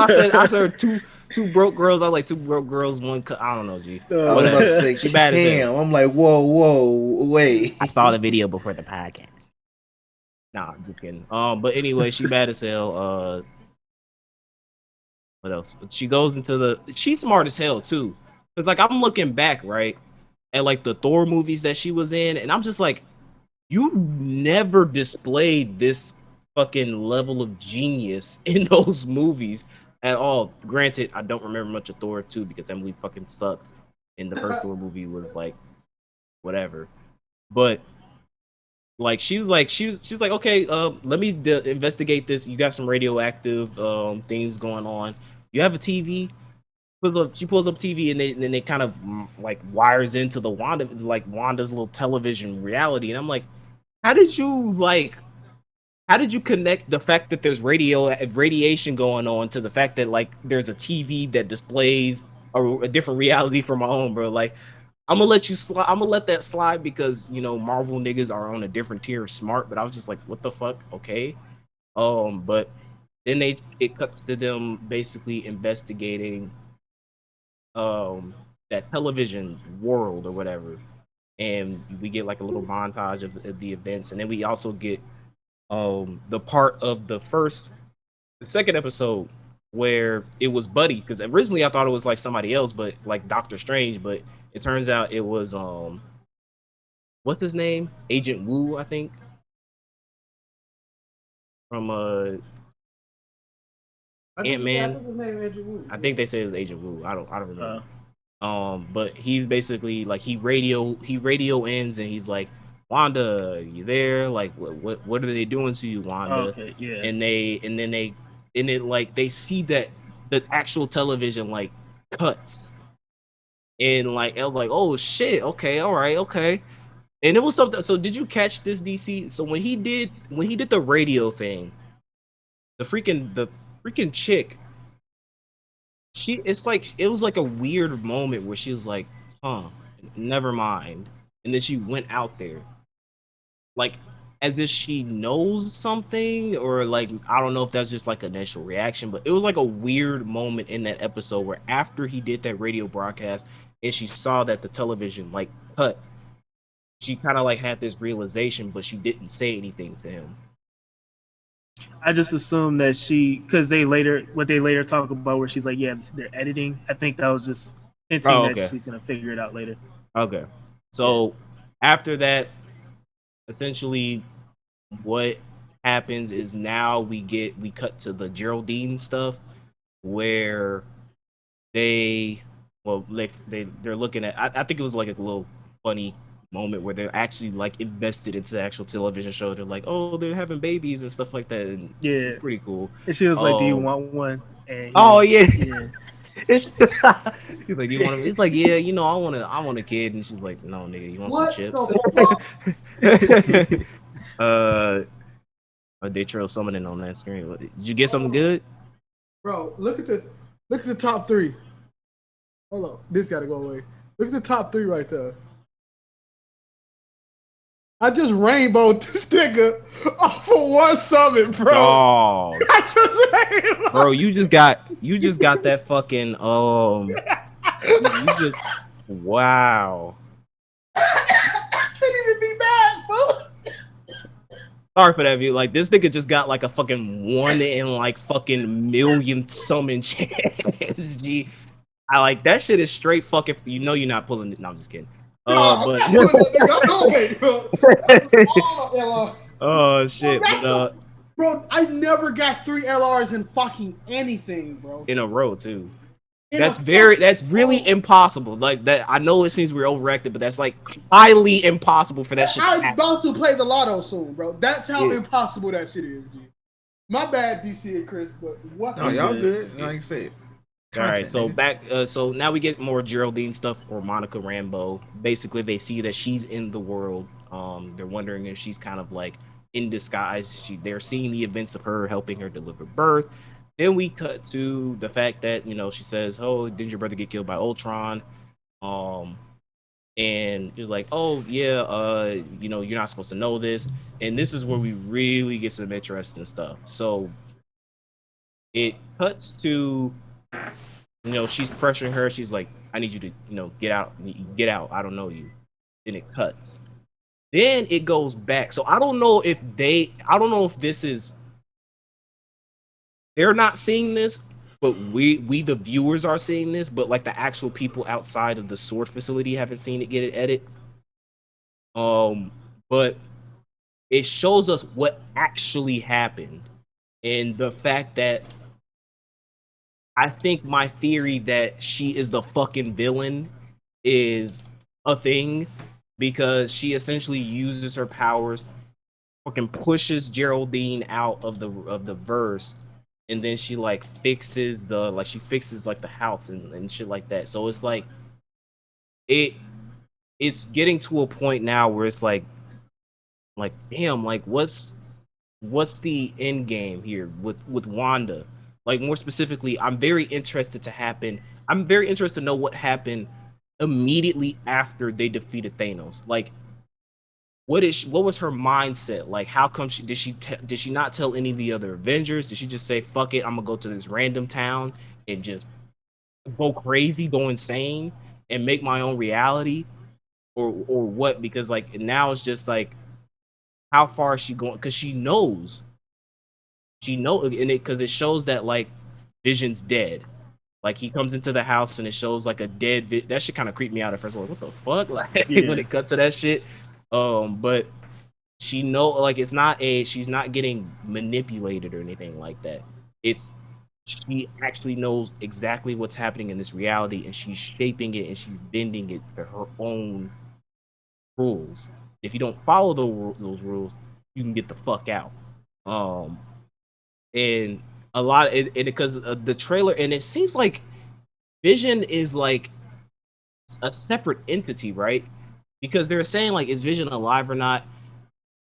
But did you notice there's a trailer that shows in like the initial trailer, it shows Vision himself walking towards like the portal thing. The portal thing. Yeah. So it's like this is like he is separate entity because if he's her actual imagination or her perceived reality, how is he acting up on his own? Because I do know that there was like I don't know if you guys mentioned it or I watched somebody else, I think it was like Avery Joe or something, but like I do remember like they mentioned that like Wanda's perceived reality is like so, it depends on her concentrating so hard that like her two twins that she has, if she loses concentration, they disappear from reality. Yeah, they don't exist. So it's like how is Vision episode. How is Vision doing what he's doing within her perceived reality if he is a creation of hers? So that's all I'll say about that. I'll let you guys cook. I'll go next. I remember you guys said when this show first came out or last week's episode when you guys said there's horror elements in the show. I really felt it this episode, especially that scene you were talking about where it just cuts to Vision with a Dead with Vision, no yeah. forehead. I ain't gonna cap. I jumped a tad bit. I was like, what I the was like, oh shit. Yeah, I jumped. And then it just immediately cuts back to him being regular, and it just felt everything beyond this point feels eerie to me, and I love it. Um, I do think him with the Vision stuff, the fact that we saw Vision like his lifeless husk self. My thing is that since she's in this town, there's parts of the like when Geraldine flew out of the little portal thing, she still had her clothes from when she was in Yeah. this. So I think that she's bringing things to existence based off things that already exist. So I think she's like manipulating Vision's corpse. And in the comics, Oh. I do know that like Vision has like a separate just android because like even though the stone was ripped out, he still has an AI Yeah, system. yeah. So maybe that's when the AI system kicks back in for the next episode, and he comes back, but he's a little bit more robot-y, skeptical, like regular Jarvis. I don't Yeah. know, but That's a good theory. that's what I think because my dad and everybody else thinks that he's it's not the corpse that's walking around, but I think she's like marionetting his corpse Me too. and make Yeah. because And that makes it even more creepy when you think that's about creepy. it. She's kissing on dude and cracking. It's all weird, but I love this episode. This episode made me a big fan of the series. The episode felt really fast to me, and I want more. And that they did their job because that's what they're supposed to do. Make me want to come back next week. But Mm. yeah, I love the meta aspects when they were like writing on the whiteboard and stuff. I had to go back and watch like extra videos so they could point out the Easter eggs that I missed. But there were scrolls written on one of the whiteboards. Ah. So I don't know if that's gonna because we in Captain Marvel or it was Spider Man. One of the end credit scenes showed Nick Fury up in the sword spaceship with other scrolls, and they said Monica is grounded, so she can't get to the spaceship station where Nick Fury is at. Yeah. So they're obviously separating them for some reason. There's some information that she's not getting about what's going on. So this might tie into some people are speculating secret invasion pre-scroll stuff. So it's Wanda. I think Wanda is the main villain. I do think Agatha Harkness or whatever that hex stuff. I do think there's gonna be some either Nightmare, Mephisto things, but the fact that Scrolls is on there, I think there might be some shape shifting aspects brought into it. I think it's gonna get really big out of nowhere. I think the Yeah. scales are just gonna go crazy, especially after they said like Evan Peters is supposed to show up for this Quicksilver from the Fox. Oh, oh Yeah, man. he's playing his allegedly he's playing his If they Fox just version. show a scene where he just like fucking like he's full of bullet, like he's talking to her, and then it cuts back and it's like him with bullet holes in there. Like, what are you doing, Wanda? That'd like be creepy. edgy. But Like, oh man. I'm hyped. I can't wait till I know what's next. The Blip stuff. I love the beginning scene. The fact that her mom's passed while she was blipped Mhm. is just crazy. You know how like Phase One and everything from Phase One stems from the event when Shatari invaded Earth. It's Right. looking like the blip is the next like main thing where all the main conflicts stem from Yeah. is people coming back from being blip. So, but that's it for me. I have a bunch of theories I'm trying to think of, but that's it for me. So I wasted my talking time literally being shocked about Don't Know About. Cam experience is kind of just fine. Really good episode. Vision Corp shocked the fuck out of me. It's not. And let me be clear with people. It's like, bro, I'm the last Marvel fanboy in this fucking group. None of us is Marvel fanboys. But when it like, if they was to rank this fanboyism, bro, I'm like dead ass last. But the writing on this show is good, and I don't like. I understand we get Marvel fatigue all the time, but to make somebody want to come back and continue to watch this shit every week, that's something that, come on, not that many shows can do it, bro. So shout out to this episode. I can't wait to see what happens next.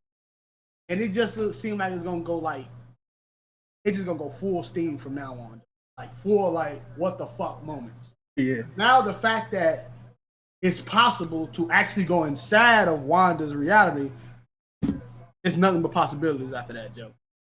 Nothing but possibilities. And RIP that B nigga. RP that nigga in the beast. So we Oh, ain't we don't know what happened to folks, G. He got erased. RP. So buddy got packed up. They sent We him don't off know. going into that. He said, "I don't want you here." And folks wasn't in the flashback at all after he left. But folks probably Motherfucking still rescue rope turned into a jump rope, G. Gotta hold that. All right, let's go ahead and move on to news. So what we got for let's see. Only really gaming news we got is the GameStop. So I'll let Kim go in depth on why that's important. But gaming side of things, Roger Craig Smith is no longer going to voice Sonic in Sonic video games. He's been doing Sonic's voice for the past, I think, decade. I think 10 years. It started with Colors. So whenever Colors came out is when he like officially started voicing Sonic. Yeah, I think that was like a didn't even know he decade ago switched. almost. So yeah, so he's no longer gonna voice Sonic. So shout out to whoever's gonna get that job next.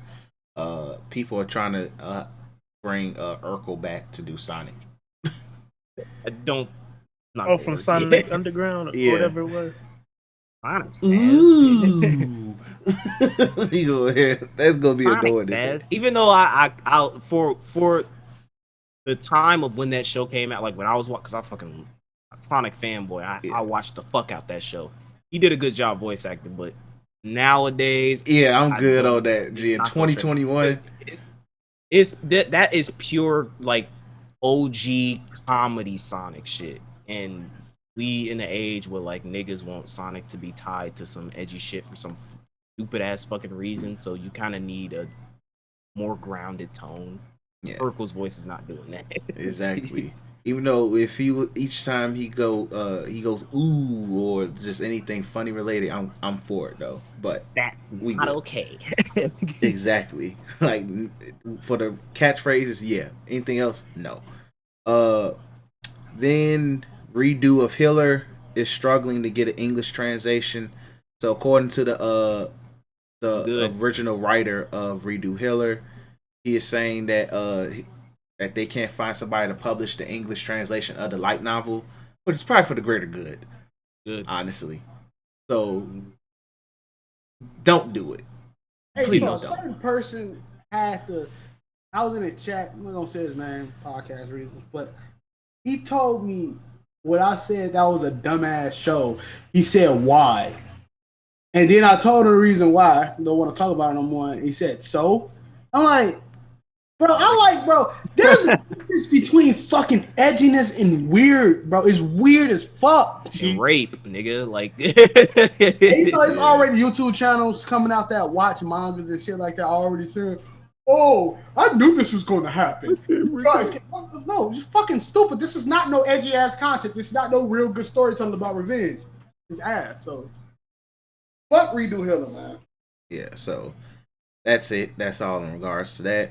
And Japan is now trying to finesse cosplayers to give their income towards the original creation. So Wait, so basically you can't what it's not they're pushing for it. It's not in effect yet, but what they're trying to do is essentially the same, kind of like how we have YouTube copyright system and the Twitch DMCA shit when it comes to music. Essentially they're trying to push it to where if you say for instance you want to cosplay Zero Two, she's a popular female anime character, right? Then that anime the original production studio, wherever it's tied to, could sue you if you're making financial gains from it. Like if it's like your job, like you cosplay Zero Two, you got like a fucking OnlyFans or some shit like that, and niggas is giving you money because you're dressed up as Zero Two. Those companies can go like, oh, you making $100, even though we made buku bucks from the actual show. We don't like the fact that you're making $100 from our shit, so go ahead, give it to me. So I think what they're trying to do now is basically kind of get like a cut of it. So in order for you to cosplay as Zero Two now, you gotta get like 10% to that company or whatever the process is, which again we're just going more towards art censorship basically. Yep. Like you just can't do shit anymore if it's tied to a property. Now play devil's advocate, I see where they're coming from, where it's like you're making money off of my property, but at the same time, it's kind of like when we go talk about the Wall Street shit, where it's like, yeah, they're making money off of your shit, but it's not unless it's not anything that's like gonna be to your detriment, because yeah, that person's cosplaying as 02, but they're still gonna buy your merchandise. They're still gonna watch your shit. You're still gonna get those customers. Well, yes, the chick that's cosplaying as 02 is making like $2,000 a month because she does her shit when it comes to that. But like you're still making way more than You're than making that. So it's like hundreds it's and no thousands and millions of dollars. way more than what she could ever possibly make by dressing up as 02. And then you also have to consider the fact that like it's not like they're going into your studio and stealing your like your if you made a live action show, Darling and the Frank show, stealing it and going like, all right, this is my cosplay, give me money. Like they take time. Like it's I watched a video about like a day in the life of a cosplayer. These niggas, it's a craft. They have to make sure they take care of their body. They watch what they eat. They have to make sure they get the dimensions right. It's like they this is like their legit job that they do, and it takes time, money, and effort. So it's not necessarily they're not like just directly just stealing from you. They're putting their own time and energy into this effort, and for you to just go like, no, fuck it, you dressing up as 02, give me money, is a kind of a scummy move. Yeah. I understand where you're coming from, but it's still it's one of those instances where it's like I'm gonna side with the cosplayers because it's like, come on, nigga, like I got a question. So is it? So I agree with you, Kim, and that's why I want to ask you this question. Because if it's the way of, say for instance, somebody cosplays 02 and that's all they financial gain, is it like that? Like now I'm 02 on Twitch, I'm gonna be known as 02 girl, cosplay as her every day, making money off that, or is it that motherfucking cosplaying as 02? I'm gonna need a cut of that. it's that person is cosplaying as 02. I need to cut of that. Yeah, That's it's like where that. I have a problem with that because, like, especially from a creator standpoint, that is community. That's basically like we've said this multiple times. It's free advertisement because It 9 is. times out of 10, some dude's gonna look at it. He's like, "Dang, that bitch bad." What show is that from? I'm gonna go watch that show. I'm gonna go buy the poster so I can beat off to that because that's what they do. Like That's it's what like these niggas do. literally, but Like, but as of right now, it's the Japanese government trying to push it. So for one, is they're trying to find ways to get bread. But it's like so. This is what the article says. After it was reported that the Japanese government is considering rules that will allow copyright holders to regulate cosplayers for income earned from cosplay activity, the House of Councilors member Toru Yamada appeared on the news to explain the implications of the potential laws on cosplay activity. This dude said there are many people hearing this news who may feel worried that this may have bad implications for cosplay and derivative works. At the very least, I, as a responsible person in the liberal Democratic Party of Japan, would do what I can to protect fan culture so that I can help you rest easy. So clearly, it's like the Republicans of Japan said, we're going to break bank and try to get as much money out this community It's because happening to them niggas too, G.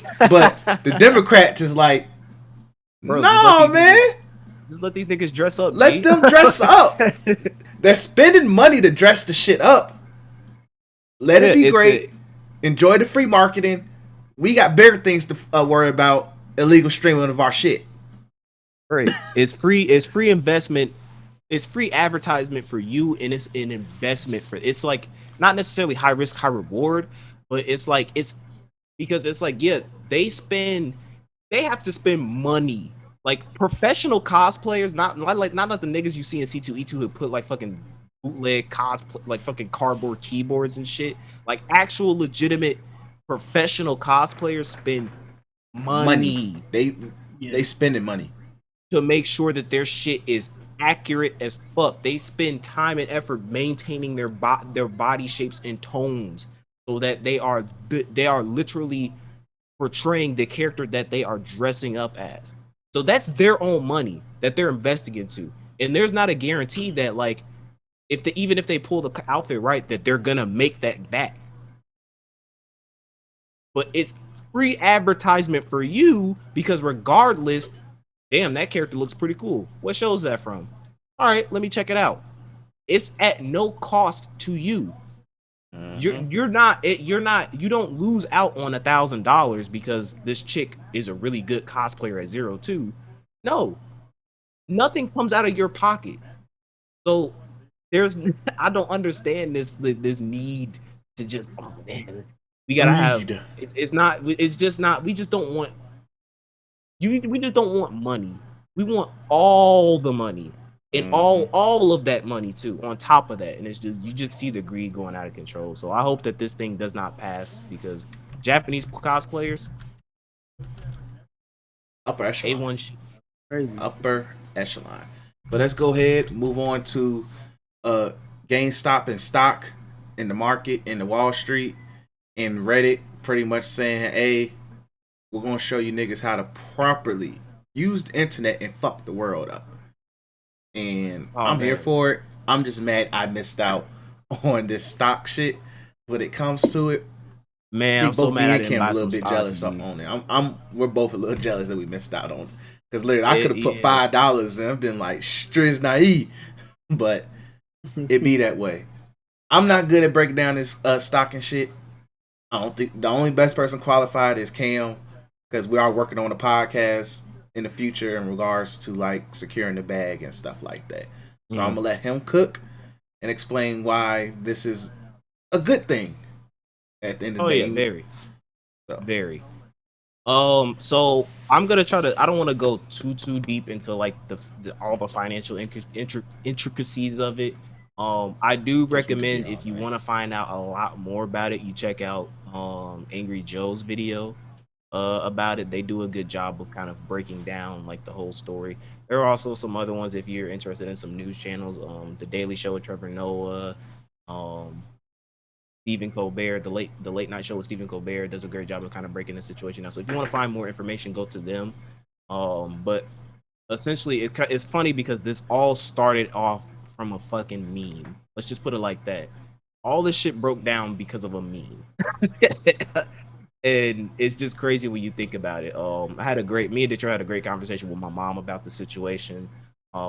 Especially I'm so mad I didn't buy stock. It was this story of this kid's mom who bought like a bunch of stocks for him at GameStop, like 10 something stocks when it was like $5.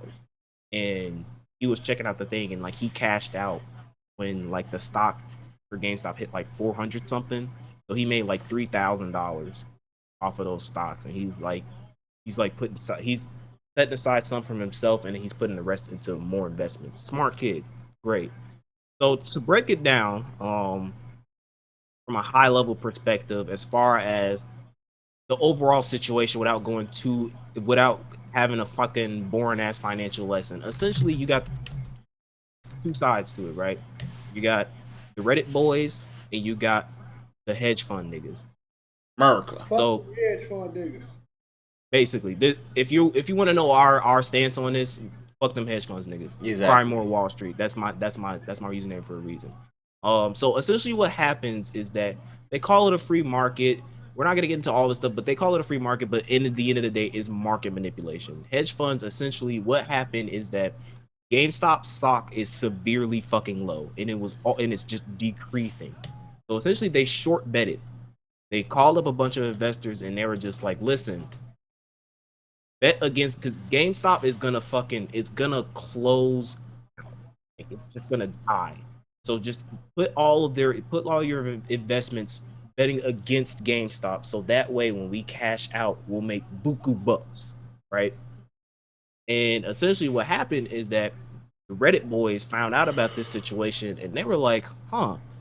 So you're saying that you're betting against GameStop. You're saying that the stock is going to go severely low. So you're putting this money in hopes of it short leaping, right? So what ended up happening is that they basically called up a bunch of people using Reddit, and they were like, "All right, cool. Everyone buy buy as many stocks as you can. Just keep buying, buying, buying, and we're gonna sell, buy, and we're gonna basically manipulate it so that we get an increase. Essentially, because what the hedge funds boys they betted against, it was like 140% drop basically. As far as like that was like the margin that they wanted to go for. And the Reddit boys used that. They were like 140%. Are you fucking crazy? Okay, let's just go in, buy, sell. And they made GameStop stock fucking exponentially Freaking grow. crazy up, G. Crazy up. Grow from $11 to like the highest I think it was like $500 something essentially. And so basically, if you were smart enough, I can't give you exact financial advice because at the end of the day, it's your money. Only person who can tell you how to spend your money is you, right? So I don't recommend. We'll talk about that later, but like if you have some way to buy into GameStop stock, I don't recommend doing it as of now because the market is so volatile. Shit is just going crazy. But if you are somebody who is just who, who previously invested in it, I would say my best advice is don't sell. Just continue to hold. Like if you didn't sell back when it was like in the 500 and 400 range, and you just wanted to wait to see how the situation is, I say hold. Don't do anything with it now. That's my best advice.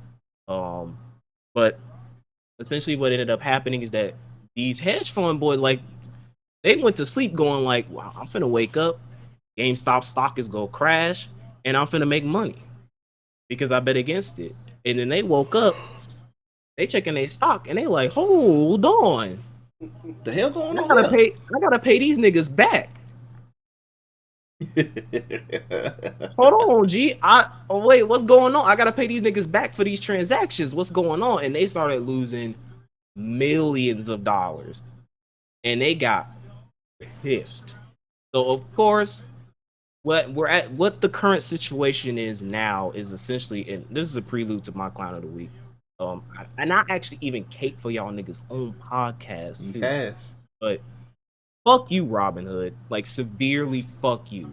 Your whole motto is that of the legend of Robin Hood, the nigga who robs from the rich, and gives to the poor. That's the whole motto. When you came out with Robin Hood, I forgot it was a great post, like expectations versus reality. It was a Twitter post that they came out with. There was like a free market for all, right? Like the free market should be available to the public, blah blah blah. And then they put the post about them shutting down the GameStop stock because of market volatility. So yeah, fuck you for that. There's absolutely no way. You have people on the far left and the far right agreeing that what you're doing is severely wrong. So as of now, because I do want to kind of keep up with this story as it kind of goes on. The current update on this is that there's a class action lawsuit getting filed against Robinhood for doing this shit because it's a free market. People should be able to buy GameStop stock anytime they want to, and they should be able to sell it anytime they want to. And you shouldn't close up the ability to buy that stock just because your hedge fund managers are crying wolf or crying, "Oh no, is unacceptable, right?" So all in all, what the current situation is that essentially where the internet is fucking up the hedge fund niggas, and it's a good thing. Why? Because it exposes just how scummy and fragile the free market they claim that we have for capitalism is a free market. It's not. It's never been a free market. It's always been market manipulation where these hedge funds and these other financial corporations use the information that they gain to bet against falling stocks to make buku bucks of fucking money. And now that the internet used that against them, they're pissed. Boo hoo. Cry me a river, dude. Who fucking? I don't give a shit. Like, tough cookies, my nigga. Peter Bozo. And like the like what people need to realize too is that like this brings to light how. Oh, also this, because a lot of these hedge funds are trying to call government bailouts. And guess who pays those bailouts? We do with our taxpayer money. Mm-hmm. So the situation is that they're mad that we're using their own tactics against them to manipulate the market so that we can make money, because that's what y'all was crying. Y'all hedge funds, y'all saying that, oh, $600 is a lot of money. Y'all should use that money to invest. We invested that money. We're making money from that investment. Now you're mad. So now you're losing millions of dollars, and now you're calling for a government bailout for your hedge funds, which come from the people that you're mad at, which makes no fucking sense. So I'm for this movement. I think that this is something that, like, if you're a, I don't know, like, if you're a gamer, if you're somebody who's in our Black Otakus, where like y'all rock with us, really take the time to look at the situation and do some more research. Not more research, but just watch some videos. Get a better understanding of the financial situation, the financial intricacies going on, what the Reddit boys are doing, why the hedge funds people are so mad, and like see how this is all unfolding, because this is one of those situations where it's like it's kind of like a revolution in a sense, where we're really gonna see some change, where like this is going up to government level shit, and I guarantee you this is how you get change to certain situations, because we basically exposed that this ain't no fucking free market. It never has been. So now you're gonna have the government going, should we have some regulations? Should we make it more strict? Blah blah blah. The only way to do it is to expose them, play them at their own game, and that's exactly what we're doing. So I'm all for this Reddit movement. I like it's niggas on Reddit going like, if they telling them to sell, and they're like, listen, bro, I'm losing what, $50, $100. I don't give a fuck. Y'all losing millions of dollars, millions upon millions of dollars. So we'll keep holding until y'all keep losing that money. So I'm for it. Y'all can talk. I don't really have much to really add, honestly, but like, yeah, that's why I wanted you to break it down, Cam, because it's like it's not really much to really add. I'm happy for the people that did take advantage of it, and like I said, this is just not even GameStop. It's also AMC. Yeah, a lot the of Doga coin. I don't know what the hell it's called. That's the new. That's the one that's on the rise now. I'm actually looking into that if it's still not too late. But that's some cryptocurrency shit, bro. That's a different ballpark than just the stocks. I know that, but still, something to look into. Like I said, it's something to look into. But like I said, I'm not mad at anybody that's taking a chance. It's like, hey, even like, especially like we're in a freaking pandemic, bro. Like at the end of the day, when shit like this happens, you gotta think about we're in a damn pandemic. People are struggling to get by. We're begging for Joe Biden and his gang to literally hurry up and get this the third stimmy going, or give us the rest of our damn stimmy that we should have got. People are starving. The poor is going to eat. It's like literally the poor is ready to eat the rich. G. Yeah. And this is one of those moments where it's just like, hey, we don't care. We're going to do it through any means necessary. Just like Tupac said, poor going to eat the rich, and it's going to be nasty. This is the start of it. It's really the start of it. So it's just like we're in for a ride, because this is just the beginning, honestly. Let's just look at it like that. Daytra, DC, y'all want to add anything? Or real quick, so there's a time in history that this happened recently, right? Not as a big scale.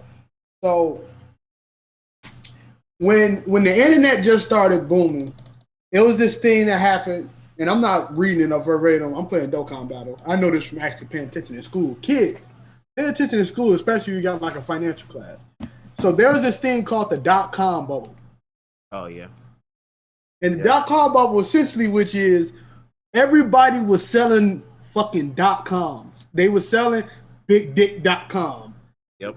Raging.com. And it was a big bubble. And rich people only see one thing. They see fucking money. So rich people are like, let me buy this real quick for this little amount of money. Because we going to need BigDick.com eventually. And that bubble got to the point in which it burst. and so many motherfuckers was out of cash, and it changed the way how we sell URLs and shit like that. Yep. What this can do is change the way which the devil hedge funds, because they are Satan. They sell it. They are using trends and data and stocks and shit to make them more money and Manipulate the market. And the fucking public tank. They manipulating the system. Continue to do that shit, bro. Continue to eat the rich mode is in full effect. I'm down. Yeah. I ain't that hungry as everybody else, but I wonder when y'all cutting them checks. Go ahead, slide trail side with a little something. Brothers starving, G. Brothers is starving. So, And buy some, and matter of fact, plugger, buy some You Tweaking Media merch with said money as well. Teespring, type in You Tweaking Media merch and buy some merch. We wanna get that some of that eat the rich energy too. yeah, Exactly. But it's a beautiful. If anything else is being said, no matter what side you on, it's beautiful, but it also so fucking ugly of how our country is so much. It just ran on so many fucking lies, just fucking lies. Of one of the biggest lies is Capitalism. pretty much freedom. There's no such thing as freedom in the States. It's not even a free fucking market. So take that how y'all want to take that. But like I said, Cam did a good job explaining it, so there's not that much to talk about. Yeah, See anything I'll when we post the episode on Twitter, I'll add some links to some videos for all our listeners and viewers to check out if y'all want to have more information about the situation and y'all want to find out a little bit more about the financial intricacies of how the Reddit boys are manipulating the stock market to make these hedge fund bitch ass niggas lose money. But yeah, this is absolutely amazing. Like this was great news for me because like me just listening to like how this shit is happening and these hedge funds, bro. The fucking some of the shit, the clips I saw on Fox News, these niggas crying, bro. They are big mad, G. These niggas are big. They're going. They can't do this. It's like, nigga, what y'all tell us to pull ourselves up by our bootstraps, invest, and take and start doing something with our money. We do it. And now it's like, damn, bro, like y'all ain't have to listen to us or something. Like, what the it's like what Chris says, is it Uchiwali or is it one mic, man? What we doing, G? So it's like another perfect analogy of the situation is like imagine like you get bullied in like middle school, right? Like you're constantly getting bullied by this one dude, and after you graduate, y'all both end up in the same high school, and you bulk up. And now this dude comes to bully you, and you retaliate in self-defense. You go like, "Hey, bro, stop doing this." Punch him in the face once, and he goes like, "You can't do that. Why are you bullying you? I never did anything bad. Why are you doing that?" This is exactly what's happening right now. So, we as a collective of the Black Otakus, we Reddit boys keep doing what y'all doing. People who are invested in the GameStop stocks and AMC and all that stuff, hold the line. I want to see these niggas cry more. I enjoy their tears. And for your hedge fund niggas, fuck you. That's it. Anything you want to add, DC? I don't know shit about stocks. All right, cool. I was just wondering because I thought maybe your pops would have probably talked about it. It was been going on and shit. So He probably did, and I ignored him. I'm on this arch shit right now, so he's my advisor when it comes to money. He tells me what to do, so hey, I ask him later. Hey, all right, let's go ahead. I'll be very interested to hear his thoughts on the situation. Yeah, because like I'm pretty sure he invests in stock. So, but let's go ahead. We got freaking clowns, G, goofies out here trying to hurt in this episode, man. All right, clown of the week, man. Mine's is going. I got two. First and foremost, fuck T.I., fuck his goddamn wife up, puppet ass bitch. Yeah. So we're just gonna knock this out right away. I don't fuck with pedophiles. I don't fuck with women, anybody that involves the harm of women, black women specifically. G, that's an automatic A. Fuck you, man. T.I., like somebody already been saying a lot on the internet, so I'm just gonna quote whoever the original person was. Ti, good luck extending your vocabulary trying to explain this shit, cause G, you full of shit. Oh yeah. But bro, I hate reading stories of literally black women having to sit there explain this type of stuff. G, that shit made me uncomfortable, bro. it did. Like it was one where they said like Shorty literally was in the room and she was trying to get her phone back, get an Uber, and they were like, "Nah, bro, you ain't getting your phone back." Yeah. And she saw them drag out a woman who was drugged up, and they just left her there. I was like, "The fuck." See, this thing. If you want to have orgies and all that, this is why Pimp C said what he said. Be family men. We thought T.I. was a family man. He's not, clearly. But bitch, definitely is.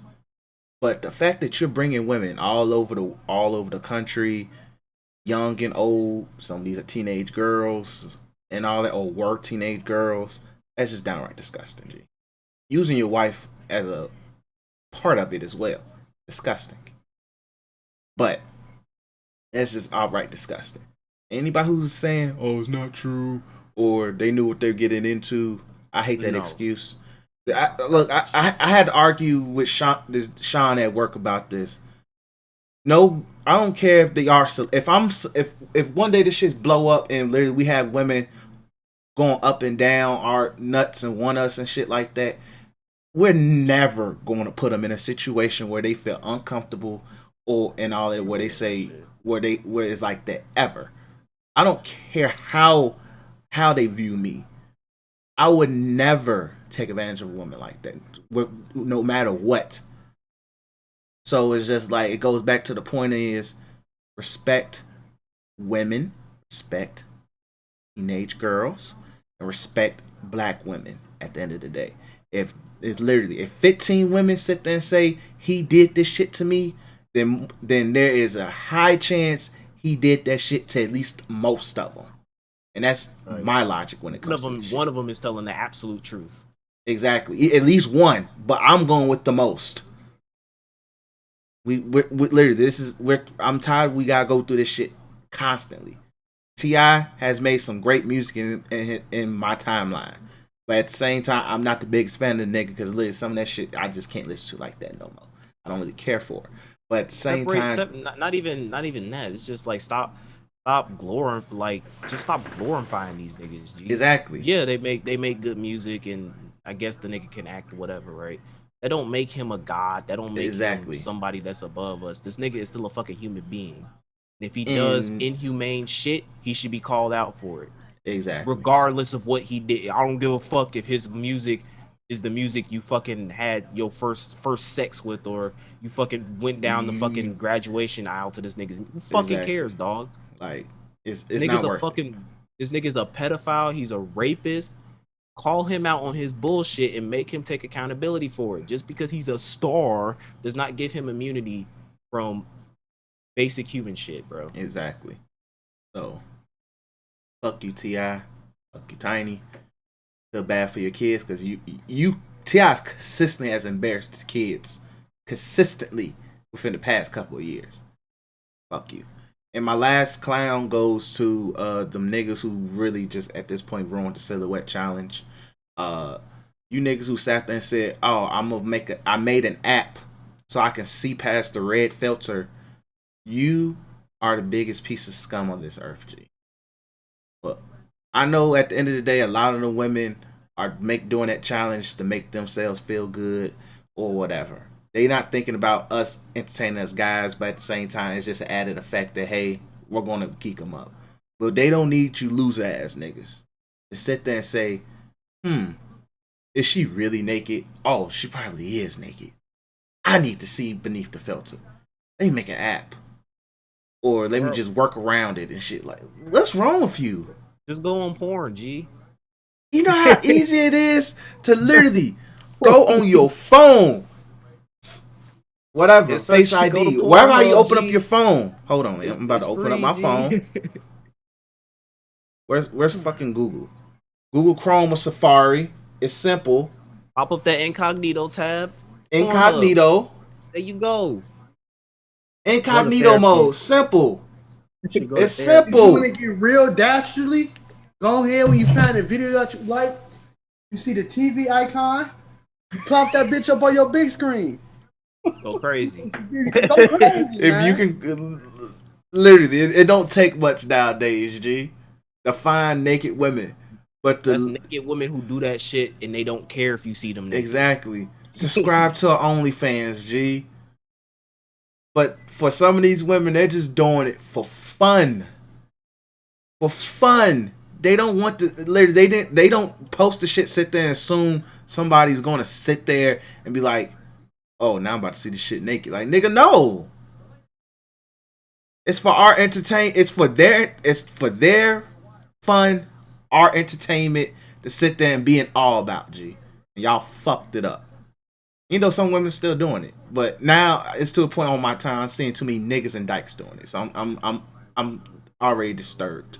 But with that being said, y'all niggas ruined the fun, G. Weirdo niggas, clowns forever, G. So those are my clowns. You got a clown, Detroit DC? No, I was trying to think of one, but I ain't got one. I'm not even going. I'm not gonna give ZKK niggas any more publicity. No, actually, no. I'll have a clown, but it's like a future clown. For people that think that Page 1 is Sanji's main fight, and that they said that Frankie is stronger than Sanji, come back to me when the arc is done, because I'm gonna just entertain that notion. And if I'm wrong, I'm wrong. But if you wrong, I'm on your ass. Frankie is Chopper tier. Bro, If Frankie anything, I may say Chopper's stronger than Frankie. I don't care about fucking. Listen, bro. I Frankie's, don't care either one. super. Like I said, awesome, right? I don't. There's enough people that think that.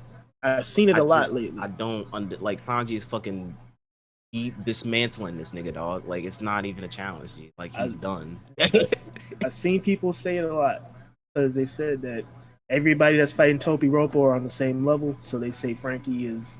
They say the new trio is like Jinbei, Frankie, and Sanji, and then you got Zoro and Luffy up here. That's the new notion, quote unquote.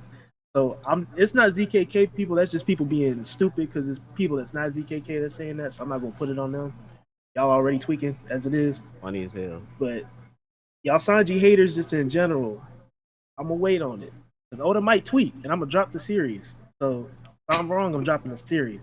But if, every clown of the week will be you specifically. if I'm right. Just leave it at Instant Hall of Fame. Instant. All right. right. So my clown, like I said before, goes to Robin Hood. Just come on, dog. Like you don't market yourself the way you market yourself, and then once you start getting pressure from these whiny ass, old ass white people to fucking stop the selling of certain stocks because the market's too volatile. You bend the knee. That's some scummy shit, dog. Like I really was go spit because like a prelude to some future stuff about the YouTube media brand. I really was go prop y'all up as far as like good tools to invest in, as far as like getting stocks and shit. But now I'm iffy on it now, G. I'm iffy because if this how y'all reacting to this one incident, I don't know what's gonna happen if this shit happens again, G. I'm gonna have to look up some other things, G, and like that some scummy shit, bro. Fuck y'all. And change y'all name. Change y'all name to not Robin Hood. Napoleon. Yeah.